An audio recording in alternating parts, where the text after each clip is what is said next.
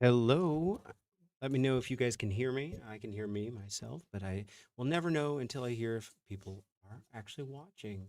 Um, Welcome to day two of Threshold Invitational. It's our small, literally invitational tournament. We don't let anyone just sign up. You have to be invited. We have some guests from other countries here. We are hosting in the Netherlands, of course, and we have some guests from other countries, specifically a couple Danish players and a member of the.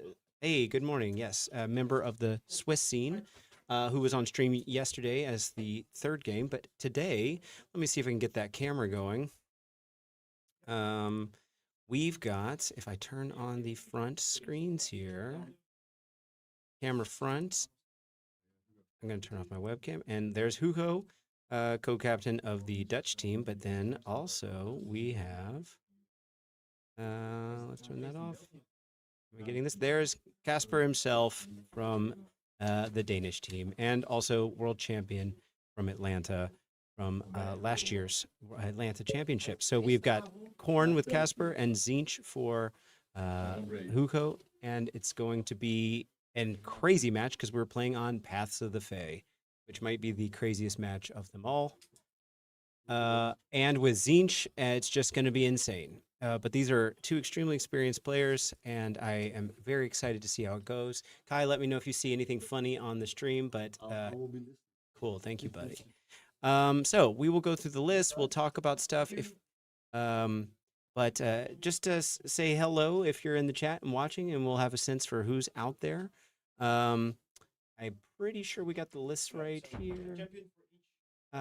So I'm gonna let them while they're talking about this stuff. Try to make sure that they're not coming too much through the mics. If you guys caught yesterday, we had 3 games, of course, and had all of the guests will now at this point have been on the stream, and then who knows what's going to end up happening for round 5. Both Hugo and Casper have 3-0 at this point, so this is going to end up being a deciding game for sure. And yeah, and yes, I see a comment here. This is in fact new Disciples of Tzeentch, and Hugo's actually using our studio terrain piece that we got that I painted up for our recording at Threshold Tactics. But let's see if I can go over to the lists here. I got to make sure I got everything pulled up. Yes. So speaking of Tzeentch, I'm going to go to those lists. We have, and if you haven't seen the book yet, it's very different, and he's named it very fittingly SwipSwap. I call it Swippy Swappy. Everyone's going to have their own uppy downy whatever.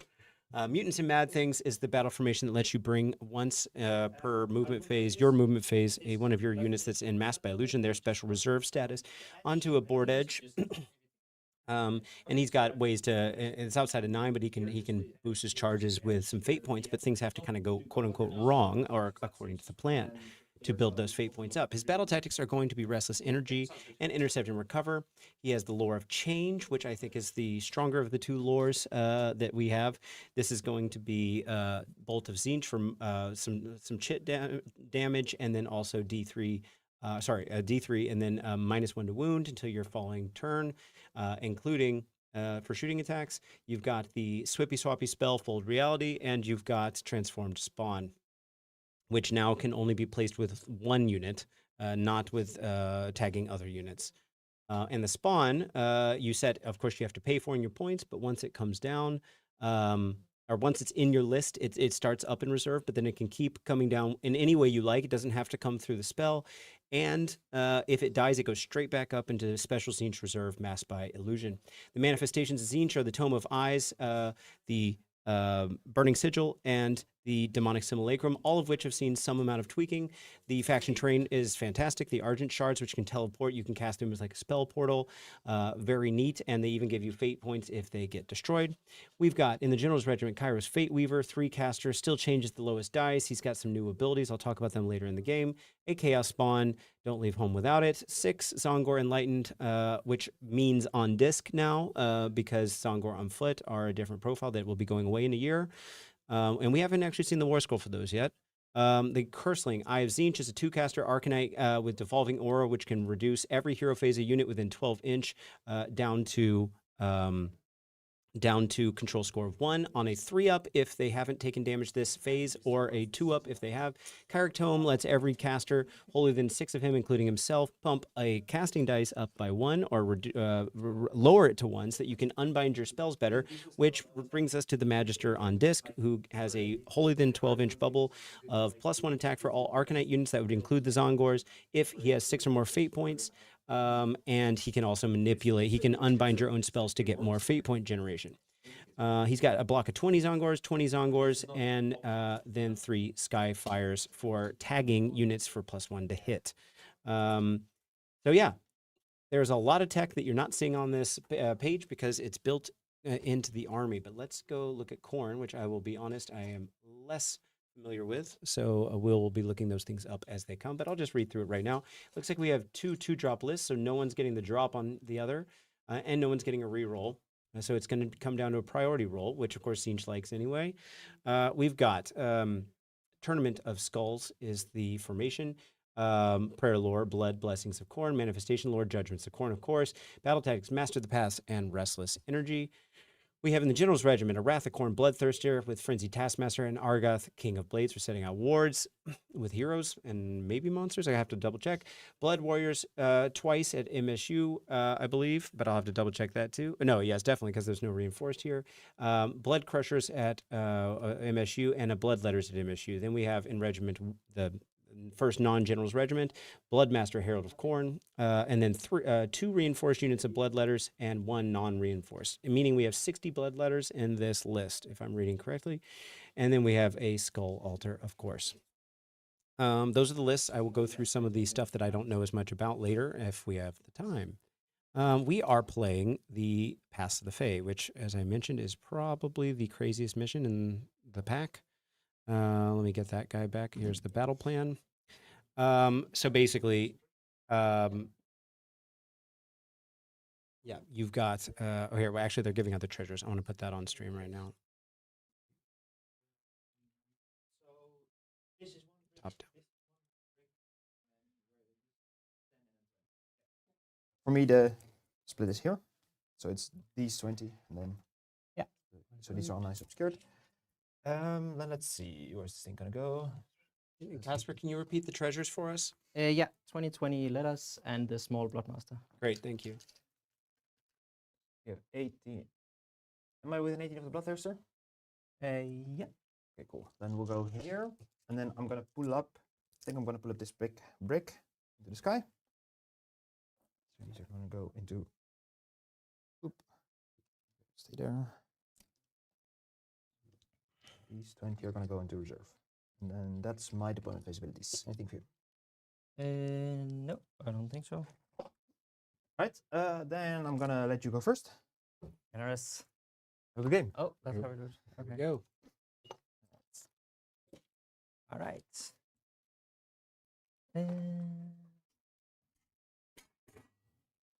Let's see.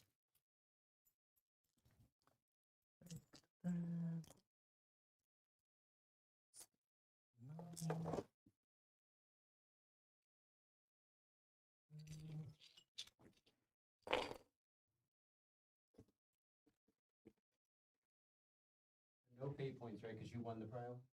The first one is also not a priority roll. Oh. It's not a priority roll, no. All right. Priority rolls defined in the core rules as only thing you do at start of each battle round except the first. If I have a guy inside this one, yeah, does he remove? If yes. Oh god, they have changed. Because I know faction terrain doesn't move it itself, but I have no idea if that they have changed all these rules. Because then that's Core maybe document. the first mistake of the game. GHB. Let's have a look. Like if I have a Bloodmaster inside the terrain and he's the underdog and he uses the mechanic, does he fly out of that one? Or does he stay I inside? think so. Okay. Yeah, I assume so because it's a unit that's within 6, and it's just like pick all units excluding terrain and manifestations. Okay, then I guess he's not heading in there. Cool. Then prayer-wise, let's try the bleeding icon. Yep. And a 3, I get 3 points. What does he get out on a 3? I should know. I think it's 4 you need to get the icon. I'll just double check. I've I've played not too- played this army a lot. So I've played too much Baleful Lords, whereas like I don't know all the manifestation stuff. Let's see. Bleeding Icon. It's a 4, yeah. Yep. So he gets 3 points. And go. Put it up here. Yep. And then we pair up to Amigos. We're just gonna say that this unit, the block of 20 here are gonna be Amigos. Yep. And that's gonna be it for my hero phase. Cool. Gonna do Yeah. I am going to swiftly swappity Holy Within 6, but on the strength, on the objective. These are going to go also in reserve. This is the only thing I need to find a system for. What's in reserve? What's that? Yeah. But now everything's here. Yes, and then Kairos is going to cast a spell. And I think Kairos is going to cast... So I'll spend 1 CP. Where's my... Yeah, because there's really no way for you to get... Like, they go 10 now. Yeah, there's really no way. He can whip them as well. Yeah, but if they charge in, then like even if they go like 14 or 15 and they charge into the discs, you might kill a disc and then because the mounts are anti-cavalry, right? Anti-cavalry. Yeah, okay, yeah, sure, that's fine. You might kill a disc and then they die. Yeah, so Kairos is going to cast the book. Goes off on a 11. You have no binds? No, Oh, cool. So we'll place the book. Yep. Within 3 of all 3 of them. Okay. I do think we want to try to whip these guys anyways. Yep. It Take 5. 5 inches. So I just moved them 15. Yep. While you move, I'm gonna get some coffee. Yeah. Okay, for the people that missed that and haven't read the new Tzeentch, what the whole thing was is first off, in this deployment phase, Tzeentch can put up to 3 units that have already been deployed on the table up in Mass by Illusion, which is their reserve. And those units you can play around with to keep dropping in and out. I like to think of it as Marvel versus Capcom when you had a team of like 2 fighters and you only saw one on screen usually, but then you could swap the other one out in mid kick or something, in the mid air or whatever.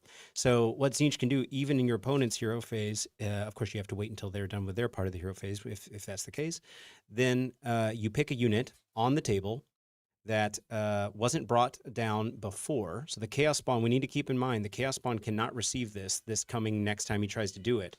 But the turn, something that hadn't done it the turn before, can come down from Mass by Illusion, or sorry, you pick a target that was, in this case, the Tzaangor unit, and then you bring something else, wholly within 6 of it, from Mass by Illusion, which is the Chaos Spawn in this case, and then the target goes back up in the sky. Now, the target that you choose cannot have been chosen to come down from the previous turn, meaning you've got to be careful about the timing of those 2 things. But anyway, yeah, it gets a little complicated. I'm going to actually double check that rule myself once I get a chance. But for the moment, that's how that works. So this is going to be interesting because it looks at the moment with 2 blocks of 20 Tzaangor in the sky that there's not a whole lot that Huko's army can do to protect himself from Khorne right now. There's a whole lot of Khorne that wants to come and, you know, mess things up. But, of course, he's got a lot of tricks. He's got a spell that can also swap those 2. He's got the Transform to Spawn. He's got the swaps every turn that he can do. And, yeah, it can get kind of crazy. Now, he doesn't have a Fate Master in the list, which would be able to throw some stuff up. There's some other tricks that you can do to mess with Mass by Illusion, but even what he's got here is still enough to be pretty powerful. Some other things about Kairos that didn't come into play just yet, in addition to being a 3-caster, changes the lowest dice to the highest and then getting +1. And by the way, you don't have to change that dice, which means if you want to make it more unbindable for yourself or for your opponent, you can choose not to flip it up. But he will always passively get the +1, so you can't turn that off. But So he's giving also a bubble of a +1 to cast for everyone around him. And something that's new on his War Scroll is if you make a magical intervention, which will never happen in this game because he can't, Khorne has no casters, then you would get a free magical intervention without a CP for whoever unbound a spell in his turn. And I said magical intervention, but I meant unbinding.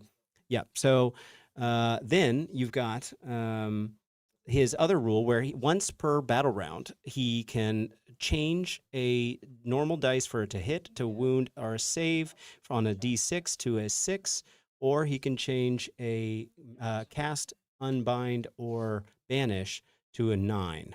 So you get a free automatic roll on one of those. So anyway, yeah, it's a great War Scroll. Oh, and he has a spell that he targets a unit, and it lasts until your following turn, which means that if he got double turned, he could put it on multiple units. That he, or with a magical intervention, of course, in the normal way, that if a unit charges, all of his Tzeentch units have strike first, and they lose charge +1 damage as a weapon ability on the turn they charge. And they always lose the +1 damage, but that would implicitly be on the turn they charge anyway. So yeah, there's a lot of tricks there. The Enlightened on disc, which we see here, of course, have gotten a little punchier. They've got one more point of damage. They get a point of damage when they charge, no matter what, regardless of what the battle round situation is. They have a modular any combat phase ability as long as they've charged to choose either for extra rend or for crit 2 hits on the riders only, not the mounts. Yeah, still very strong unit. And of course, they're fast, which goes a long way. Yeah, so let's see. Talking about the mission. The mission is definitely crazy. Let's see if we can put that on real quick. So Pass the Fae, I'll be honest, I've only actually played this mission once because it doesn't get played a whole lot at tournaments, but especially considering we consider these little invitational tournaments to be more of a training ground for competitive play and worlds type stuff, and that it is included in a lot of teams tournaments as an automatic mission that has to be. All the missions are there. We do want to have people training on it. Let's take a look at the table, though. I think they're discussing some stuff. Actually, no, I think we can wait. Basically, what ends up happening is once per round started, the battle around the spirit paths open. You pick 2 objectives to be the target if you are the underdog. Now, if there is no underdog, you can avoid this crazy effect entirely. But basically, all units, excluding faction terrain and manifestations, within 6 of any target objective. And keep in mind, within 6 is not the objective marker we're used to looking at, because that's a 40 millimeter center point, a little disc, and then it radiates 3 inches out. But then you have an additional 3 inches of radius coming out from that. So you have to keep in mind where those 6s are. And it's bigger than the old 6-inch objectives we used to have because the radius or the center point at that point was infinitely small. So now it's increased by 20 millimeter radius. But anyway, they end up getting vanished and they go up in the sky, and then everyone needs to take turns in putting the units back down.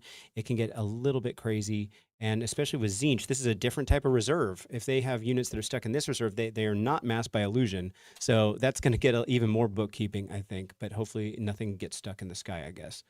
But yeah, definitely some crazy mechanics that can go on here. Yeah, so I'm looking forward to seeing how this plays out. Let's check out what Casper's up to.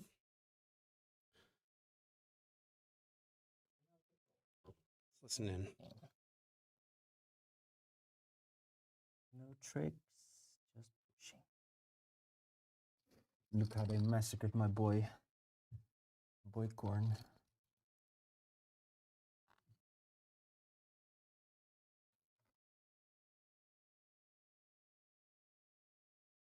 Let's see. Don't want to jump in there just yet. and oh.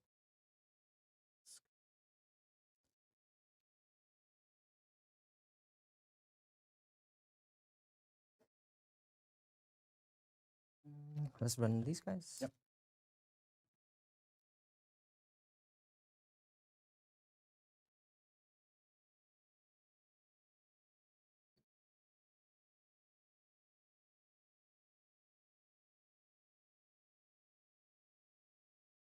Right. And there's the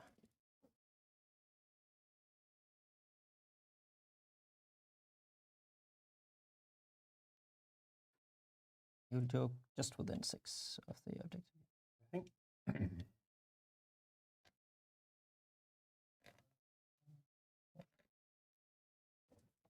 That's it for movement. Do you want to read? All right, who all ran? Who ran? Yeah. They ran. It's only these guys and this guy who didn't run. Okay. So I'm most definitely going to teleport the shard away. Now the question is where? Because it might go just back here. Let's go just outside of, let's see. Do you have a 9? Yeah, so outside of 9 from you, which would be just here.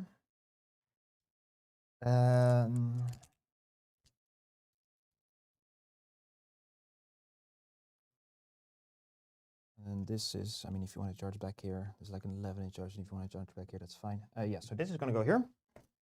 And then, wait, let's make sure. Is now within 12 of them? No, but that's fine, I guess. Okay, now do I want to redeploy? What's your charge here? It is an 8, because this is 7. This is not half an inch, so you have an 8-inch charge here. That's fine, not doing anything. Yeah. All right, no shooting for me. Do you want to shoot? Nope. All right, I'll just put the charges. Yep. Charging the blood crushers. Yep, you need 8. I think I'm going to reroll it. Yep. 4. Journalist. Murder dice. Yep. Nope. All right. So that's just 10 points for me. Yeah, I might want to counter charge actually. Oh. Because yeah, let me have a think. Casper, if you can remove one of those. Oh shit! Yeah, I used the dice. Yeah. So you now use this to speed because I might. Sorry. Yeah. So What's the second one for? I did an outrun. outrun and reroll. So if I counter charge, I can actually just kill them right now. I need an 8. Is that worth it? What do I need my CP for? These are all excellent questions.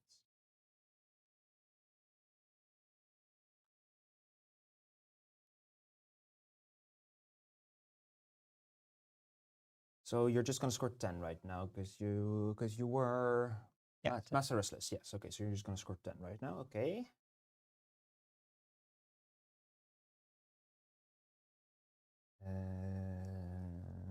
I think I will roll it because I don't think I need my CP for anything else. Yeah. So yeah, I'll counter charge with the discs. Need 8. Hey, look at me go! I'm so good at this game. All right. So they want to stay within 12 Kairos. Is there any reason for me to get within? I don't think there's any things that happen if I come close to you right now. I think I can just move up. Stay within 12 Kairos. Oh, stay. And then I'll actually just put 1 on right now. I'll go like this. Let's see. Is it still within 12 Kairos? This is within 12 Kairos. Yes. Yeah. All right. One phase, they're gonna get +1 attack. Yeah. And then we're just gonna fight at you. I charge, so they're gonna get +1 rend. +1 rend? Yep. Right. 4, 8. Yeah, you'll definitely want that rend against those guys. Those are the 2+ save guys, the Cav. These are the 4+ save guys. Oh, These are blood crushers. sorry, I messed that up. 4+ save. Sorry. Yep. 3s and 3s. Rend 1 damage 1, right? Rend 1 damage 1. Crit models. Yeah. Go for it. 3. +1. Where is it? Yeah. Right, so take 1 mortal. That's nice and simple. Take mortal. And 3.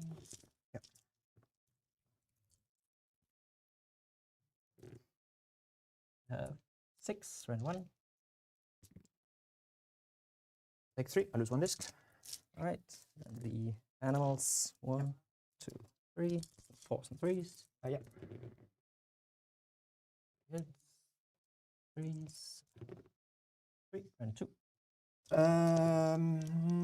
I'll blank 1 with Kairos to make it a 6 that cannot be modified, and then I'll roll 2. No, both to go through. So I lose 2 discs. Right. Then the discs are gonna go. Yeah. Yeah. So you're 15 health on a 4 up 6. Yeah.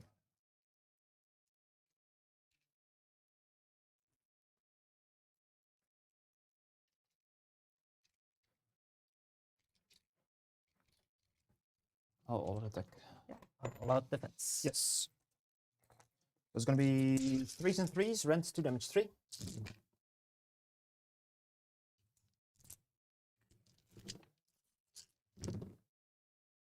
So that is 6 at rent 2.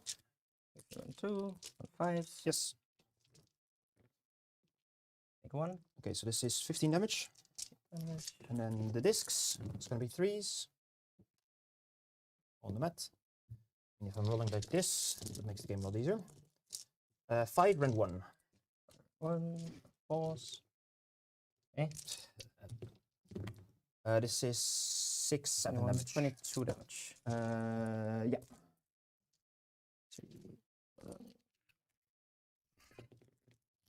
15, 20. Just need 8 6s here.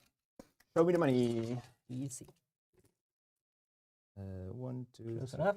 6. So 2 ones overkill. I get 1 blood type. Thank you very much. Oh, let me do that. This. Blood type.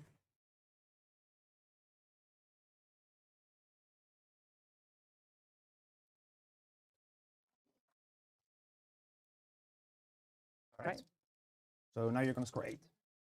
Yeah, because you stand on the objective. Or? And this one. So you don't hold more. Oh. Cool. Oh, 8 points for me. Yes. I have nothing start of turn. Any start of turn from you? Yes, I will spend a blood tithe. Yep. Let's just do punish the pacifist. Yep. Sounds and good. I will make. Let's do these 20 blood letters blood wrenched. Sounds good. You have 1 SP left. Yeah. Alright. Alright, okay. I'm gonna start. You have no mind at all. No.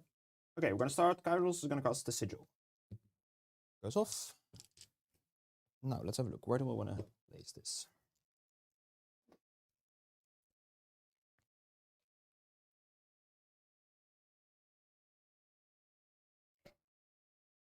Now the question is what are we gonna attack?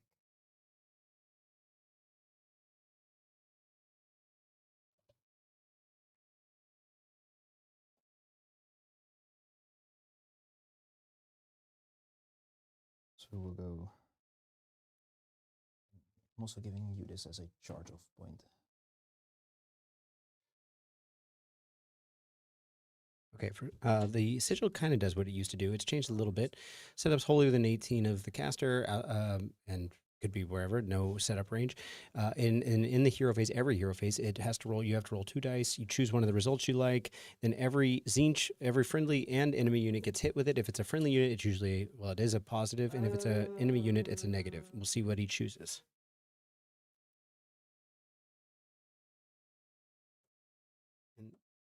This is, in fact, new Tzeentch, by the way. How I'm going to mark the Khorne blood tithe is if he hasn't spent it. So the denominator is just how many he's earned, and then how many he's spent I will mark with the numerator. So that'll be a way to kind of keep track of what is possible. But he's committed to 1 track already. If you know how the Khorne works, it's got kind of like an RPG system upgrade table. Yeah, so he's thinking about all of his move shenanigans. You might have seen also last movement phase that Hugo moved his terrain piece. Well, that's the way it works. If you have 2 of the shards on the table, you can teleport 1 of them to outside 9 of enemy units so that you have another target to shoot through. You can use once per turn, including your hero's phase, the enemy hero phase. You can use a shard as a sort of umbral spell portal. You don't have to be standing next to it, by the way. It's just on the table. So any caster can make use of that, which is pretty great. But of course, it can be unbound from that shard. The Curseling is gonna cast through the shard onto him -1 save. Yeah. And I think I might just pop my auto 9 here from Kairos. For battle round. Yes, and I haven't used it yet. Oh no, I blanked. you I blanked. I can't do it. Yes, you are totally correct. So I'm just gonna roll. Yeah. Yeah. So it goes off. So the Thirster is -1 save. For all my melee attacks. Yeah. Then we're gonna cast. Only for melee attacks. Yes, it's only melee attacks. Okay. It's so not for the Skyfires. Then Kairos is going to cast Fold Reality. As a swippy Fold swappy. Reality? Yep. Yes, I'm not going to pull anything up. I'm just going to Yeah, you have the option to pull something down, put something up. It has to be outside of 9, unlike the faction ability, though. So he's picking one of his 2 Tzaangor blocks that's up in Mass by Illusion right now.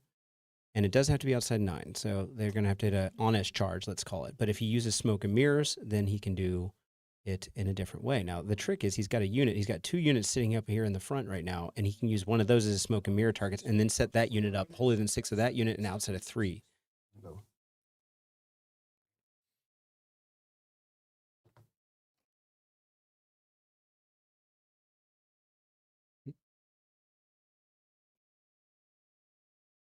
So yes, we are playing Paths of Fate. As I mentioned before, the idea is that these tournaments are meant as training grounds for Worlds, and at Worlds, you have to play all the missions. So we don't like to have missions that you don't have any exposure to, and this is one of those ones that doesn't see a lot of play at normal singles tournaments. So it's going to get complicated with the interactions that we've got. We've currently got 0. Yes, that's correct. 0 fate points, as far as I'm aware. And I learned something, that the very first roll doesn't count as a priority roll. So I've been playing that wrong in my 6 games of Tzeentch thus far. If you don't know, at Threshold Tactics, we have part of the content creator program, but also because we were asked to contribute to a GW article, we had access to the stuff early, and that's why Hugo's using my terrain piece that I used on the battle report. So again, what's happening is he only set up the front row of his Tzaangors here because he's immediately going to, looks like he's going to swap them out. So let's listen in. This can still fit there without. So I have 2, 4, 6, 8, 10, 12. So that front row, the four or 5 guys you see there are the ones that he's he's folded reality in. They had to be outside of 9, but now he's setting up inside of holier than 6 of them his normal Smoke and Mirrors unit that basically just gets as a really nice easy charge. Yeah, he's trying to also leave room for some discs. It looks like to make sure they can get in there. Some crazy shenanigans, and there they go. That's a full reality, and then they're holding within 9. Or they're within 9 of the sigil, so we're going to activate the sigil. See what I get. I get +1 to hit. Or do He gets 2 options. One in charge. Interesting for the disc.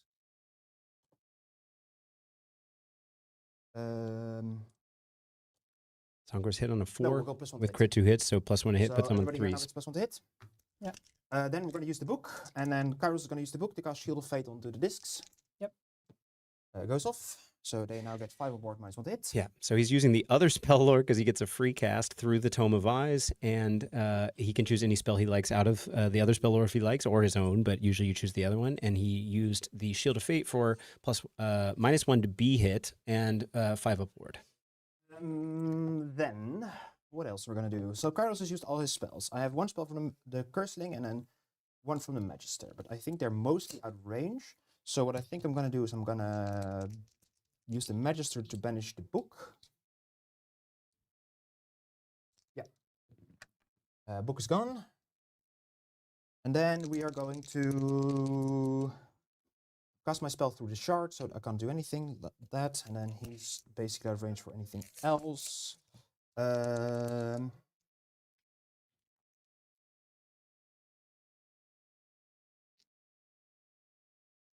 Yes, so what is it, Trolla? I don't know if that's how you pronounce your screen name. He did, in fact, fold 20 Tzaangors just to lift them back up.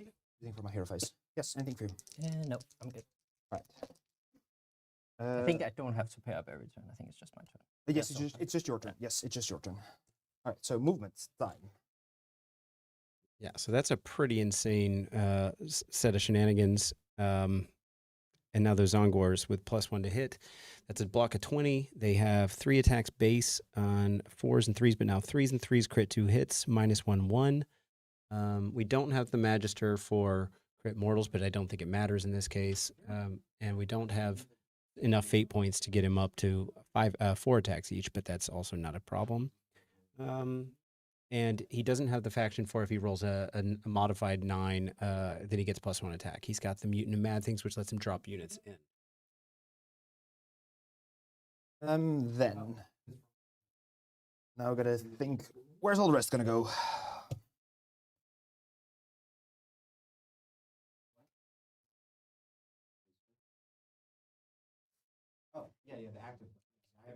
I thought you said I'm pointing. No, no, no. Yeah, sure. They got going a little faster No, than it's used cool. to. It's good. So if I do this, I'm also going to score 8.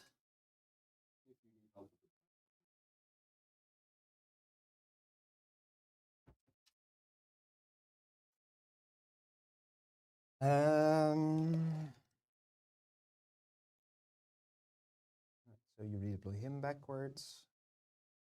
And then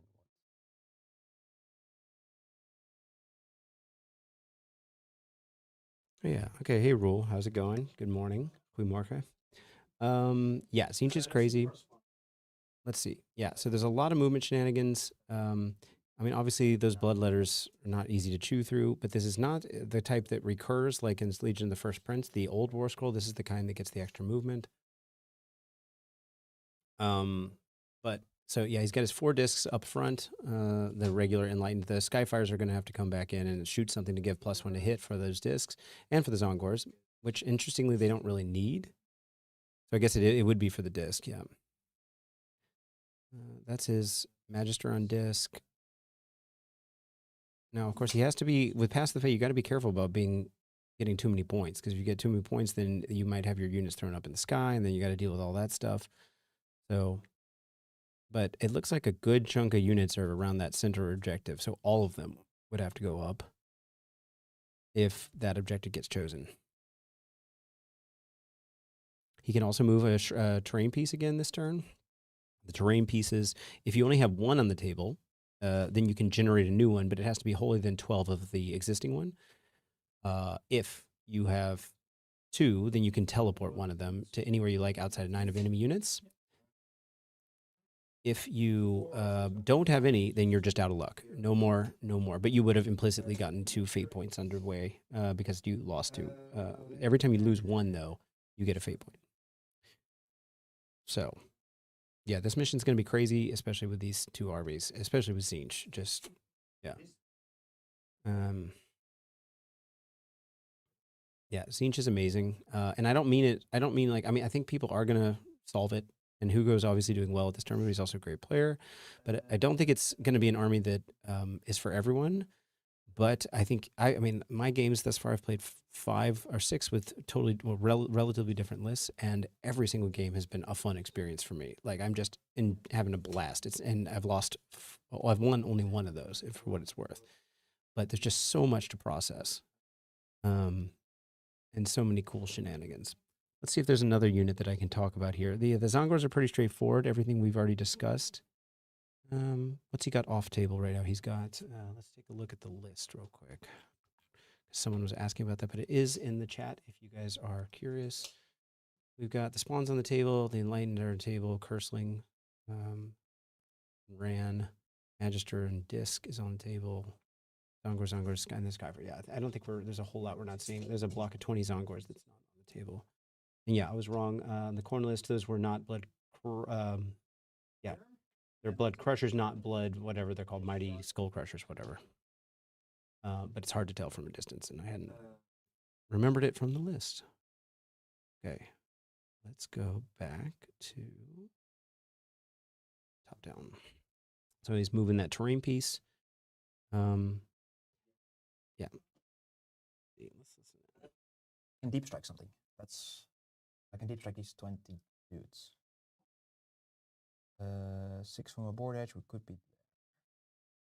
He's referring to his battle formation Mutants and Mad Things, which allows you to bring one of your units that's masked by illusion down, but not just any unit in reserve. So Pass of the Fate could get funky.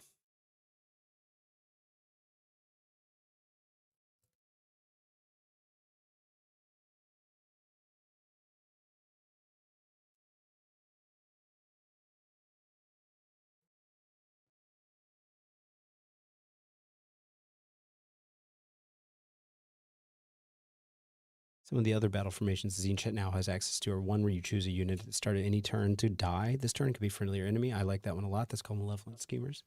There's another one, Fated Blades, for if you get a modified 9 charge, that's including with fate points, you would get +1 attack.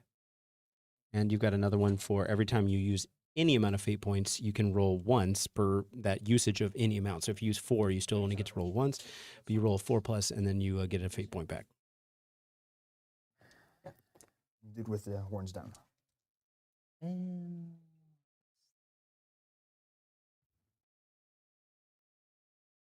There's all 3 3s and 1 damage D3. Damage 2 now. They're flat 2. Ah, damage 2. Oh, yeah. Yeah, they're now flat 2. That's also nice.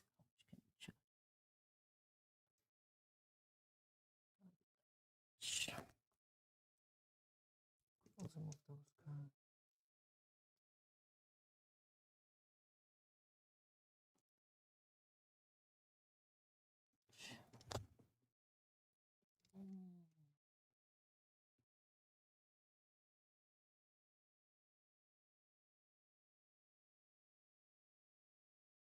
So Hugo's got some models that are, I think, 3D prints. So I'm going to circle a couple of them here just so you can see what we None of my models are prints, but I have a couple of 40k models that I've converted. All right. Yeah, I'll So say this one that. right here Yeah. is the Magister on disc, which is logical because he's on a disc. Okay, cool. So they're gonna shoot. So the 5 shots into the big boy. Yep. 4 hits. All right. That's 5s. Yeah. So it's 4 damage. 5 aboard. Okay. Okay. He took damage, so he gets +1 to that's hit all the shooting. for all war Actually, flocks, so we that's don't going to be want all Tzaangors. No shooting. Okay. Charges. We'll start with discs. They get a 7. And then I was saying this model here, let's see, draw that circle. I want to keep them out at all times. Some model, am I drawing? Yep. Into the wing Keep them right out. here. And then can I stand here? And That's his Curseling, the one I've got circled on screen right now. So the Curseling's there, and then right next to him on the right, this one right here is the Magister on disc. And then Chaos Spawn is here, in case that wasn't clear. And then this down here is his sigil. Okay, I think that's clear enough. 3, so he's just gonna have to go here. Yep. Then they're gonna charge. Someone mentioned the debuffs. Tzeentch doesn't have any Bolt of Tzeentch on right now, so there's no debuffs going on. The Lord of Change isn't in the list, so you have, and that would be only for demons anyway. Nothing of Casper's got tagged by the sigil, so nothing's at -1 to hit. So yeah, there's no debuffs as far as I'm aware that are on right now. It's just straight up, he's going in.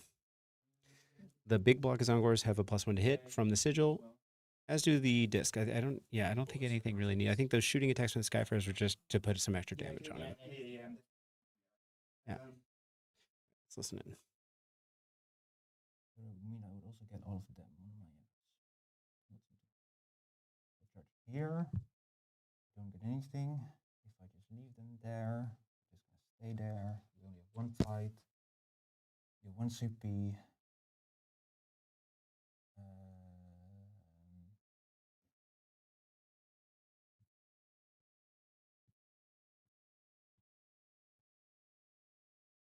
Yeah, I think I just want to save my resources. Let's do this. I can charge here, then you hold the 3 discs. Okay, let's see if I charge all the way over here. Then it's basically 9 inches you get to fight. So you get to fight basically with this. But not even all of them, because you have to fit through there. So you get to fight with like 2, 4, 6, 8, 10, 11.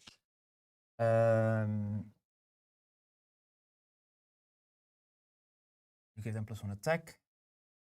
But it's still going to be like 30 something attacks. I get to hit you first, most likely. Or with Rule, they don't have crit mortals. That's not on this list. They're just going in honest block. And they've got a 5-up save. No, they do have a 5-up ward. No, that's on the discs. The Shield of Fate. So they just have a 5-up save, 2 wounds each. So it's tanky, but it's not like change your life tanky. It's double what Kairics have, but at the end of the day, it's still a pretty glass cannon unit at the end of the day, I think. But yeah. No extra buffs, just +1 to hit. Yeah.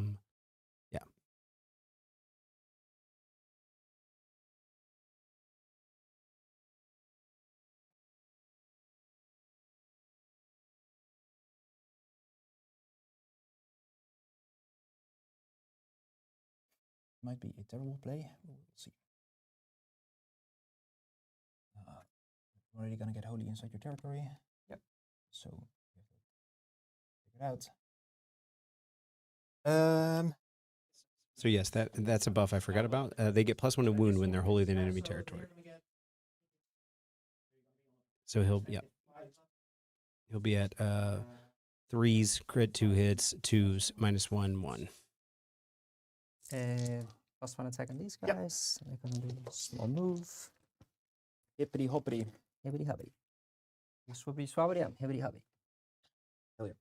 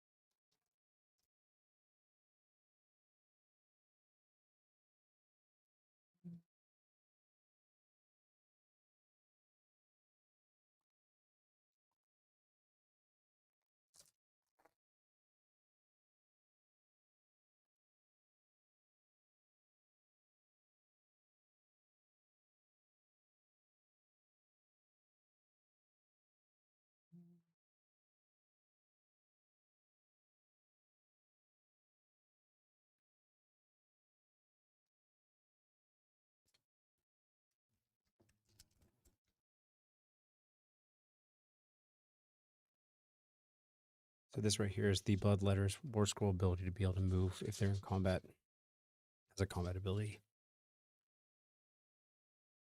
Repositioning here. And it's not a pile-in, so you don't have to get closer. I can't hit you easily. Yeah, Nice. sounds good. Cool. Cool. That's it. And then they got +1 attack. Yes. Yeah, cool. So we're gonna start fighting over here. All of the discs into you. I will spin all out first. Yeah. I mean, Plus CP. I may be lucky. Yes. Yep. So it's gonna be 3s with 3 crits. And then 3s. So this is 5, 9 at effective rend 2. Question, what are the crits coming from? They chose crit to hits because they charged it, not +1 rend. The discs. last turn was +1. Yeah. So 5. Yep. Okay, so 3. So this is 18 damage. Damage. And then the discs. And then not 2, +1, 4, right? 6, 8. The discs. No. So this is 4s.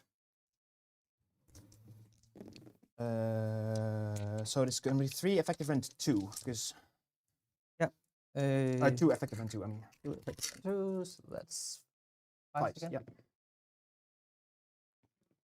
Another fixed. 24 damage. All right. Not bad. Show me the 5s. 24, 3, 6, 9, 12, 15, 18, 21, 24. All right. So you have 12 left. You need to make half. That's not a bad. Oh no, it's not too. No, it's not too good. 6. You make 8. Perfectly average, but easy. Cool.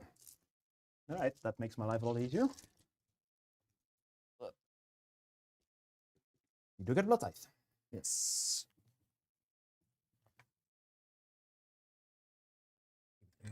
Oh yeah. Gotcha. Again, the way I'm marking blood tithe is the denominator is how many he has earned, and then the numerator is how many he has spent. Let's do the warriors. Yep. I don't think I want to pile for now. Sure.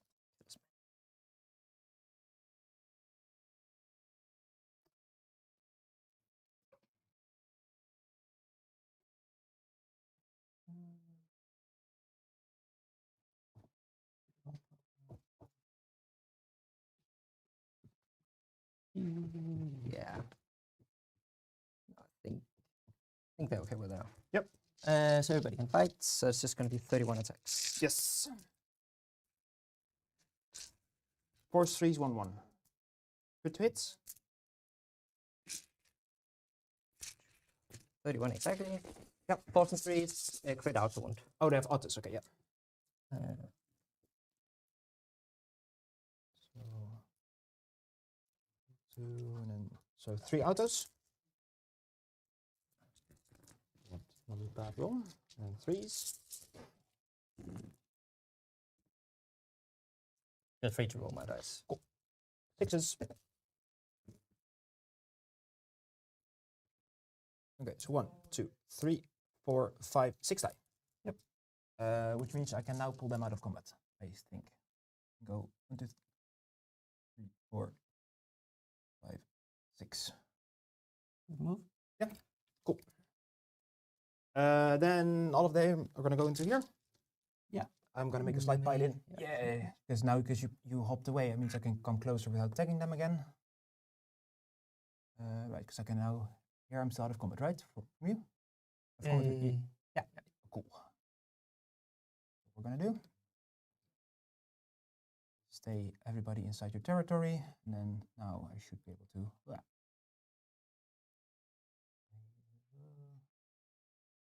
Because I can fight in 3 rings like this. Yeah? Yeah. Cool. So I have 14 dudes. 2, 3, 4, 5, 6, 7, 8, 9, 10, 11, 12, 13, 14, and is Mr. Tramp still alive? Yes, Mr. Tramp is right here with the big sword. So this is going to be 3s and 2s, rend 1 damage 2. Rend 1 damage 1. Not damage 2. So, and then with crit 2 hits. Yep. I'm going to use my tray for this, because otherwise these dice are going to go everywhere.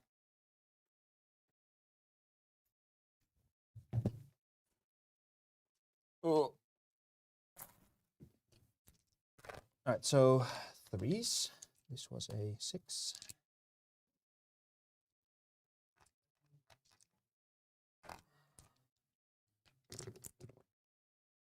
So I have 1. Oh, yeah. So I have 1, 2, 3, 4, 5, 6, 7, 8, 9 crits. Yep. So 4 plus 5 is 9.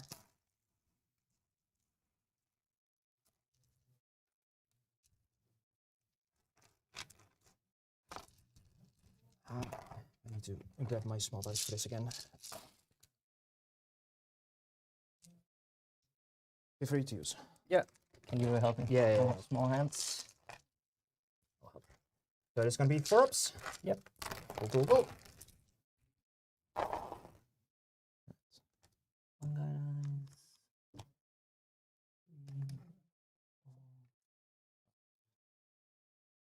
Six, 7, and 1 wound.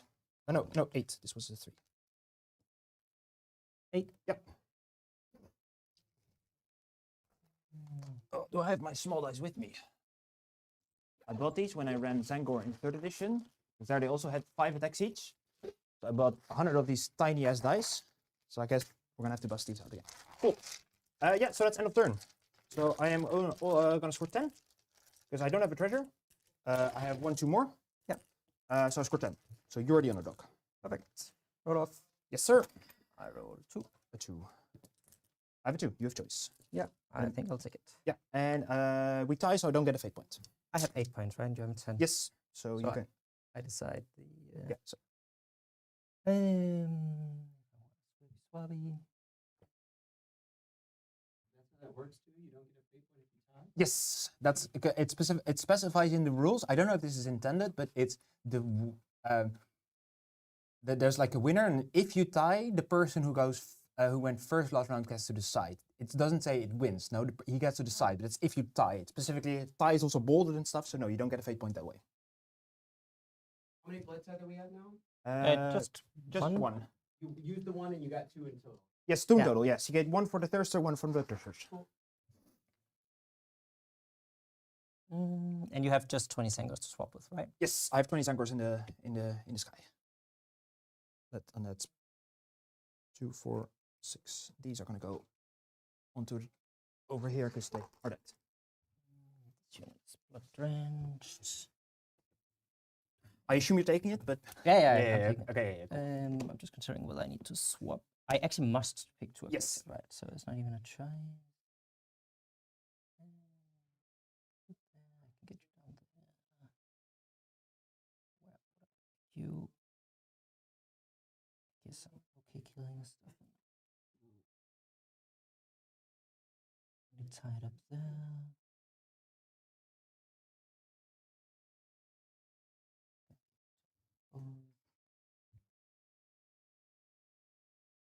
There's a lot of thinking here because this mission's going to throw. He has the underdog in Casper, and by he I mean Casper can choose 2 objectives to throw some units up in the sky.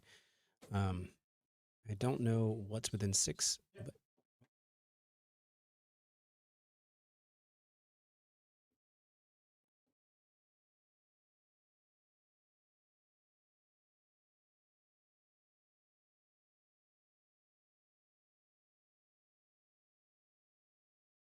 you guys explain what just happened for us for the people watching? Yeah, so I just picked these 2 objectives to swap the units around.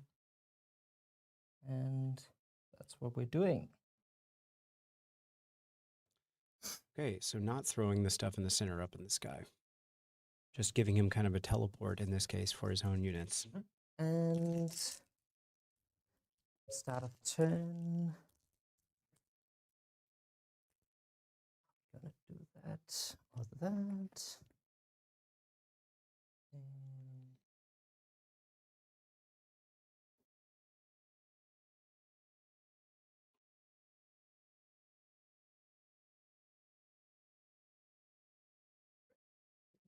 that.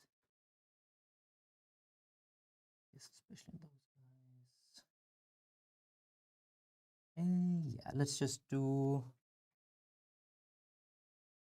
spend that 1 blood tide for divine scorn. Yep. And make the other big block here blood drenched as well. Yep. And 2.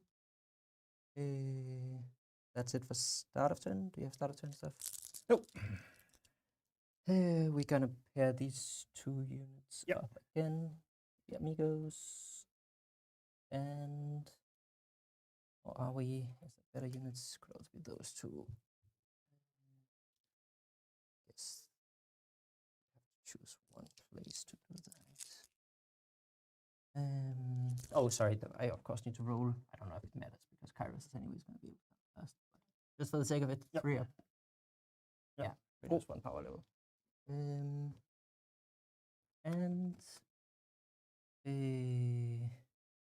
how does it work if this one, like if he jumps in, he can't fight. So I don't Yeah. think I'm gonna do No, he that. can't fight. I don't know if he can jump in.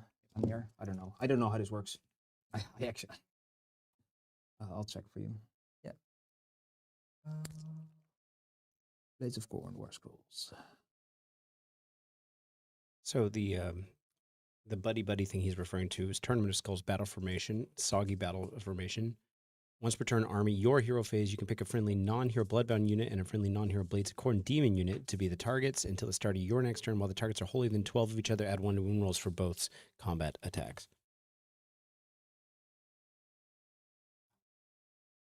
So he had chosen. You can hop in and then walk into. You can't do transform to spawn because you have the spawn already. Yes, but I could Yes. swap it to spawn and then transform to spawn. Okay, yeah, Yes. Sure. That's true.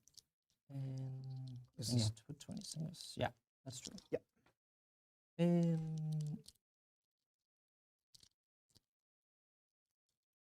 don't think anything. Well, we could do that. At least that's some value no matter what. And so also the unit of bloodletters that got set up on the table, because it's the first half at the top of the turn, they can't use move abilities in that phase, so they won't be able to charge. But they can be set out of 3 inches. 3, 5, Yep. off. So I have 16 dudes. No, 14 because you killed for 6. Yeah. And this is 5 ups. 14. Down for your. 4, 5, 6. I count 13. 2, 4, 6, 8, 10, 12, 13. You killed 6. I don't know. Sure. Yeah. So 5s. Yep. I take 3. Just 3. Yep. I'll lose him, and then take 1. All right, and no rallies for me because the only guy. Yeah, so that's gonna be it for my. I did amigos. Yeah, that's it for me. Amigos are still these 2? Yeah. Yeah, okay. So, yeah, I am going to swiftly swap the Mr. Spawn, I think. Or maybe do I swiftly swap these? No, I'm going to swiftly swap the Spawn. And then they're going to be...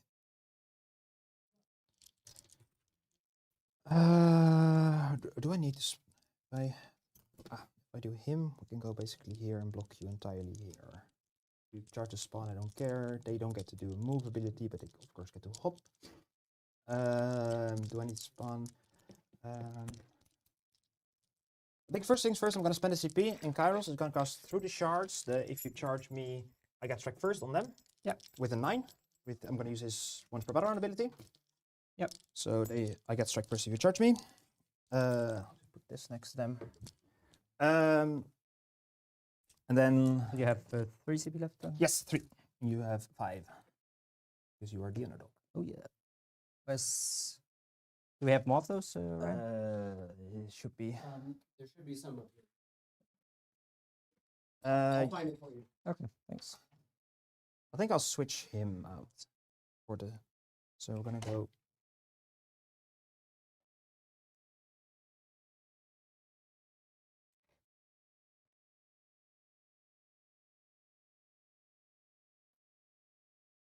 Yeah, because they don't have the bonus round, right? These Nope, two, yeah. the 2 big blocks have. Yeah.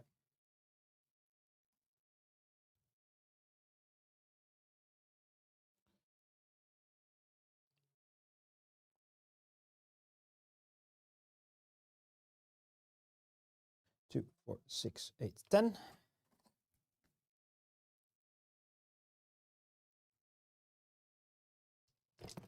My 6, my 6. So yeah, I could get 1 more here. And then...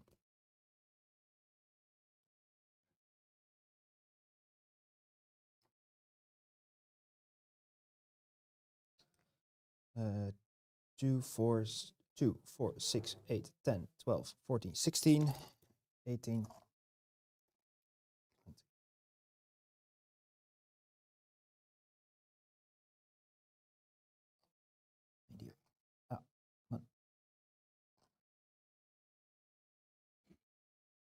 And he's going to be pulled up. And then nobody's in range of this thing, so this doesn't care. And that's it. Yep.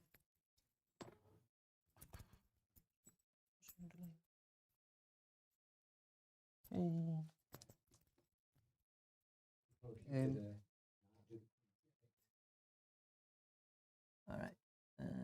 Just gonna move 5.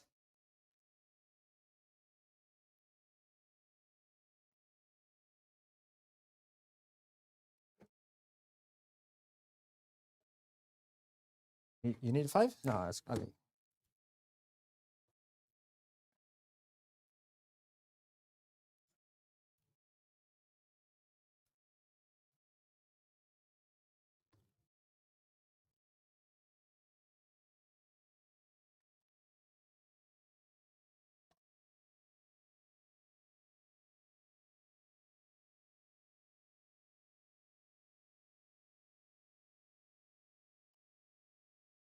Okay. Congo line, Congo line.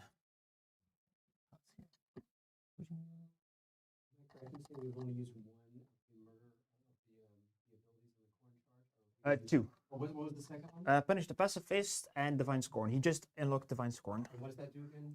It's start of turn. He picks up to 3 wizards within 6, and then he can reduce the power level by 1. But it's mainly just to unlock another +1 rend. Okay, Yeah.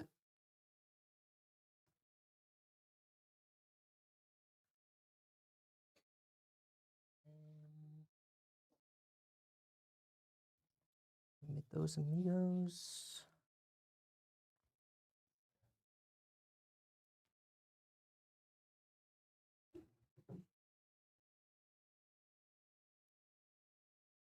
So you have a 7 here.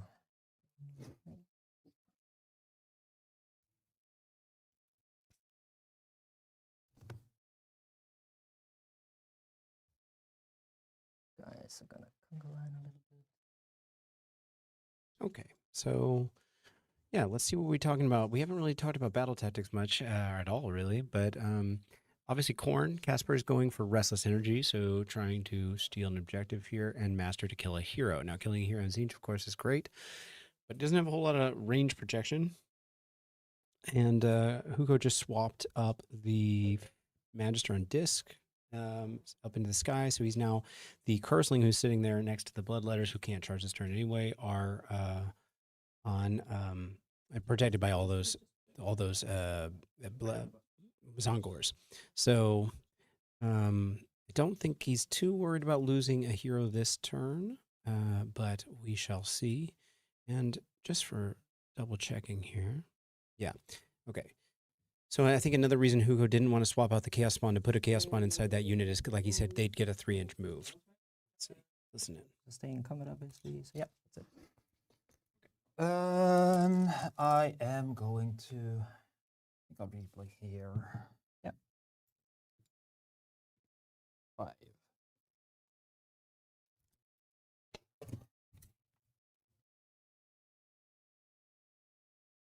He's going to go.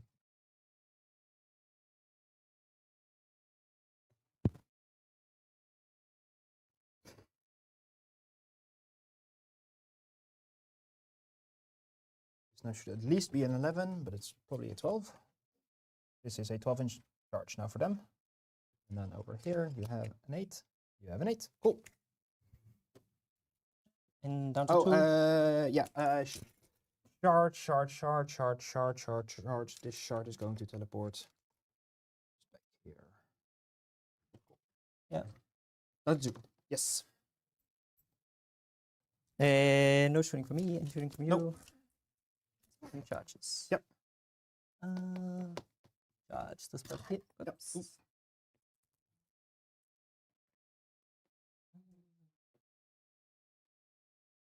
Then. Yep. Could also be in Kairos, but I don't Yep. know if I want to do that. Then you're really going to be strung, and yeah, really going to be strung along. Do I just want to create something? Weight of Kairos. You're not. No. Oh, I think I missed a redeploy. Did you redeploy? Yeah, I redeploy my Skyfires.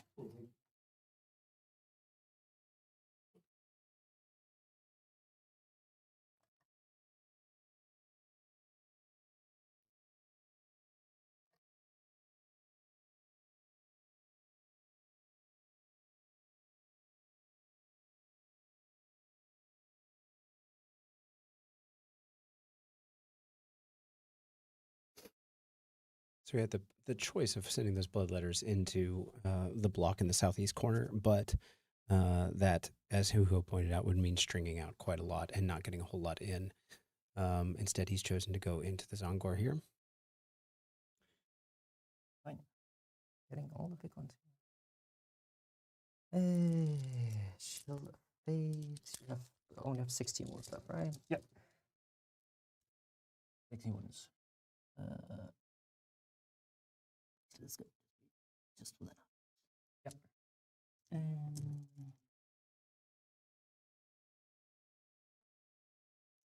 this was a 12 now, right? Because it Yep. was 7. 7, I redeployed 5 backwards. Yeah. And so we roll that one last. And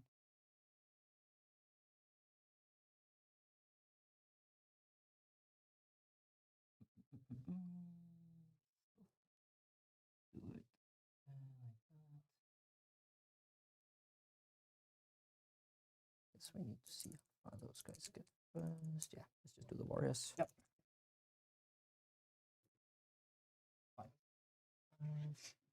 very far, but maybe it's enough.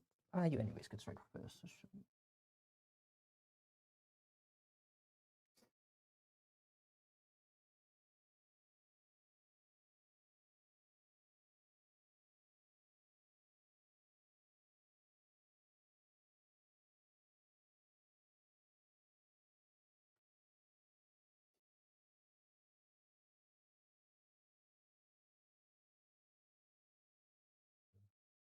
Behind. Yeah, good account that I can actually models.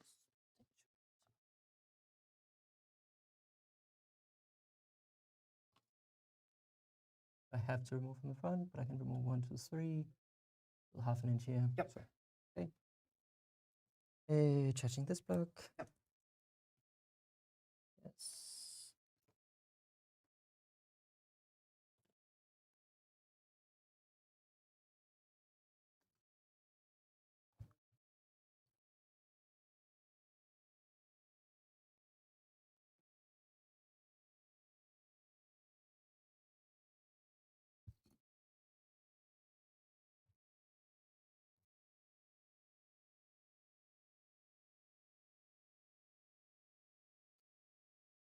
And for those wondering, Casper is currently using our studio Khorne, which was painted by Tom.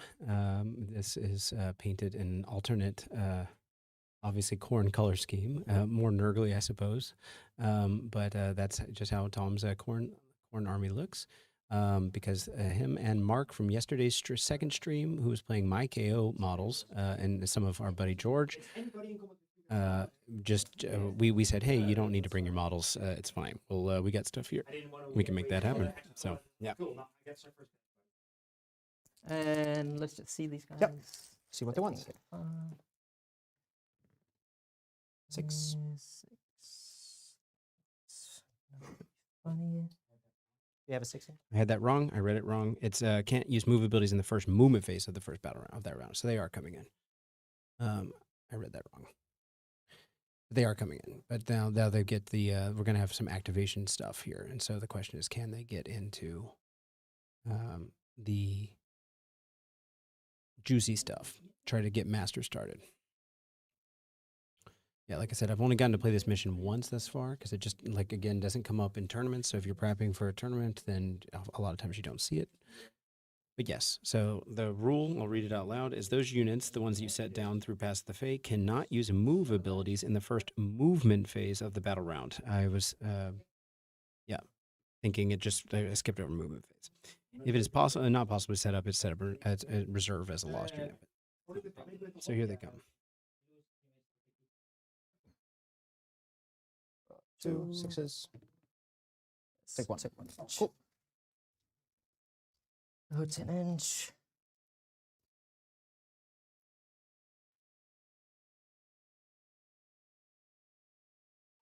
Let's do it. 9. Oh, yeah, 7.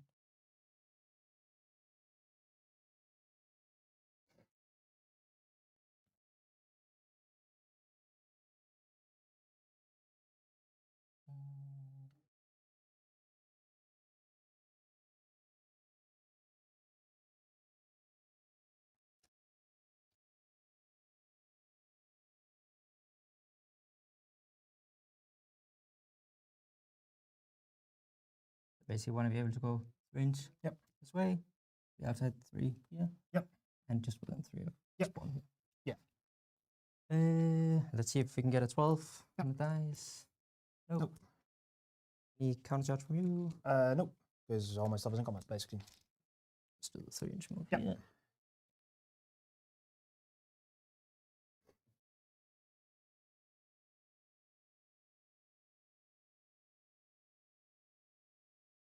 This is not his pile-in. This is his Bloodletter's ability. He was in combat, so he gets to move 3. It doesn't have to be closer.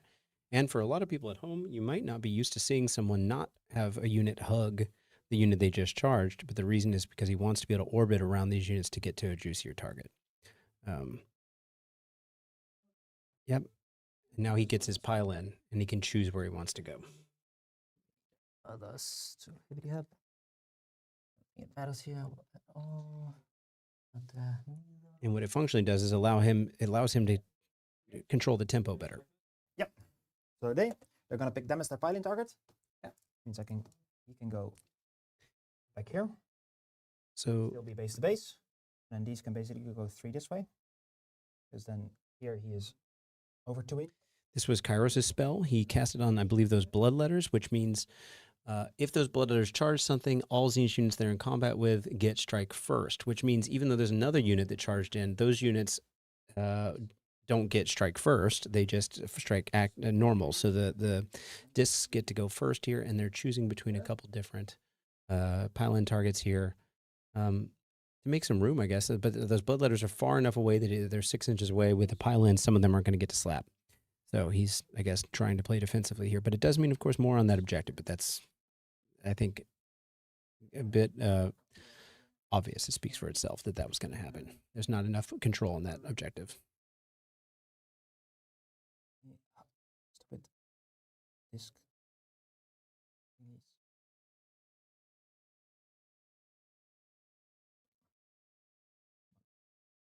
Fucking spikes. Oh yeah, they're all just gonna hit them. Yep. So 6, 9. And the Tzaangor Enlightened didn't charge, so they don't get to use their ability for extra rend or crit 2 hits or extra damage. So they're just on kind of base profile here. Yep. 6s. Yep. That's 4 damage. 2, 3, 4.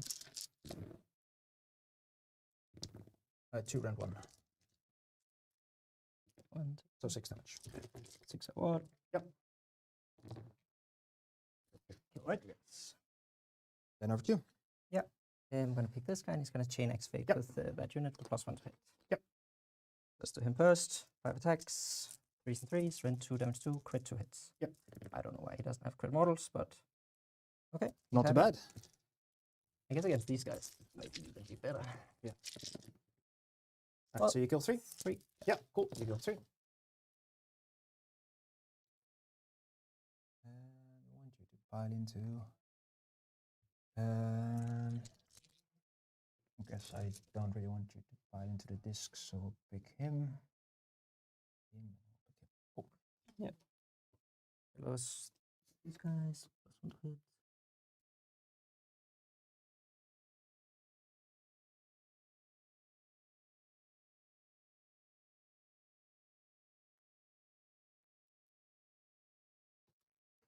yeah, sending in those extra 20 was a mistake. Yeah, well, yeah, I think that was a mistake, but you still had a good turn with the Bloodthirster. He's Oh yeah. And then like if I won a double, that would have been okay. Yeah, Cool. it's game. Probably. I think this unit is still Yeah, I didn't kill anything. No. Yeah, because they hit me, or the Bloodwars hit me, and then they were out of combat. Yeah. So 41 attacks, 2s and 3s, rend 2, damage 1, crit models. Yes.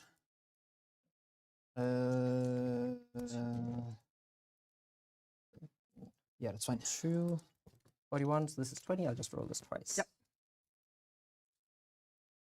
2s, No mortals, but no mortals, no ones. yeah. 3s. Oh, what's that?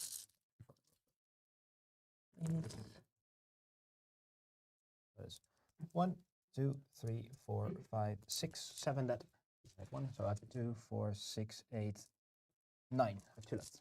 2 left. Yes. 21.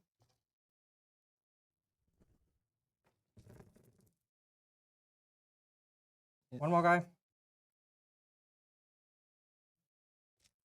Hope the models come with the against the discs. Yep. That's a blood type.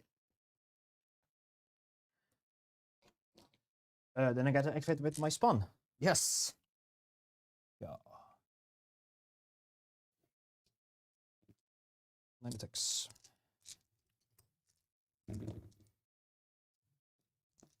crits. 3 saves. No rend. 5s. Okay. Hell yeah. Over to you. Easy. Let's just do warriors first. Here. Yep.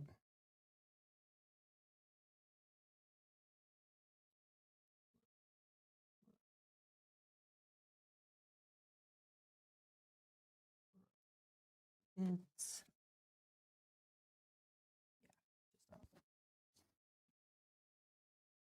oh, am I fucking myself? No, they charge, right? They charge. Yeah, they charge.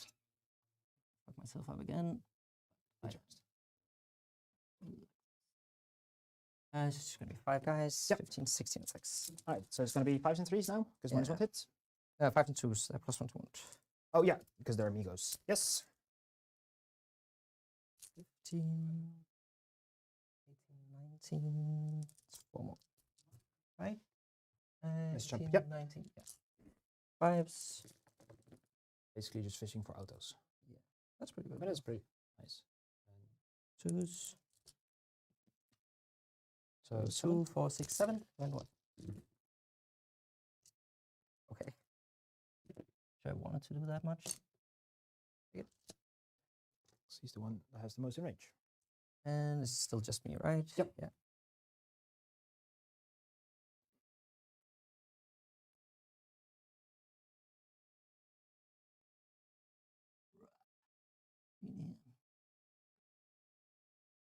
Let's see.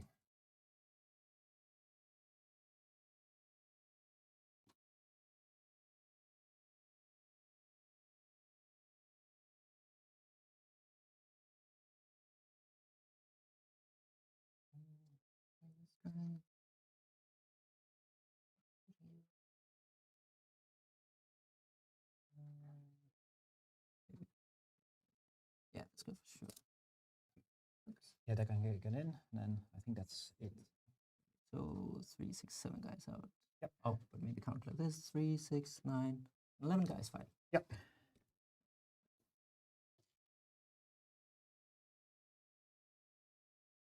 So it's going to be 23 attacks. 23, yeah. Yeah, cool.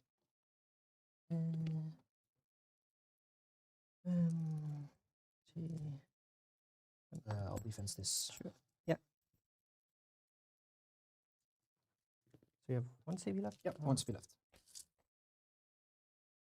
And 6s. 2 6s. And it's not bad on the 4s. Yep. No. 2, 3, 6, 7, 8, rent 2. 5 ups. And plus 2 mortals. 5 ups. So I lose 6, so there's 1 more disc. Can take a wound. This was from them. That's a good question. Which disc? 6, so 1 and 2 wounds, right? Yes. Yeah.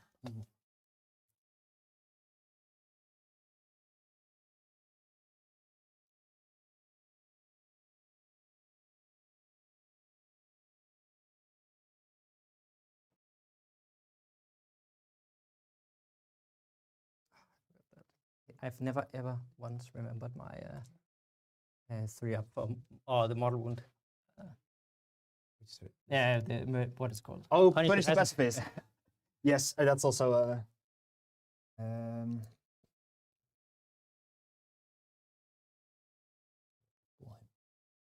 take 2. And you get to fight me here. Yep. Now, do we want to blood ties or do we want to start grinding Tzaangors? That's a very good question. 20 attacks. It's gonna be pure vanilla, 3s and 3s. Could kill 5 guys if I'm lucky. Are coming for blood ties. Spawn comes back. We want to grind. Let's grind. Yep. Combat. Oh, let him. Yep. No barrels.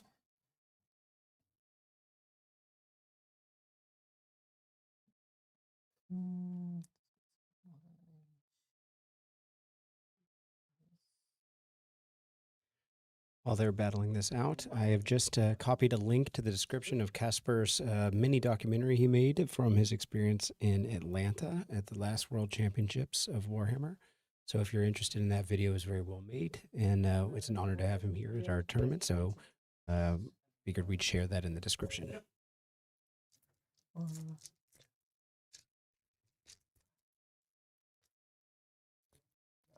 Champion, 3s and 3s. Yep. Let them take this. Oh, 6. 2 6s. Lots of 1s. So I'll just remove 1 already. The 2 6s. 5. 5, right? What? 6s. I lose 3 in total. And into the spawn. Yep. 1 mortal Yep. and 1 mortal. Very good. Then the Tzaangor are gonna go. Yeah. What did I do with my spawn takes 1? Right. I think I'll just do an all-out defense because I have a lot of CP. Yeah. So let's have a look. 6. So these 5 are definitely out. Depending on how a pal might get rest in. So the max I can get in is 12.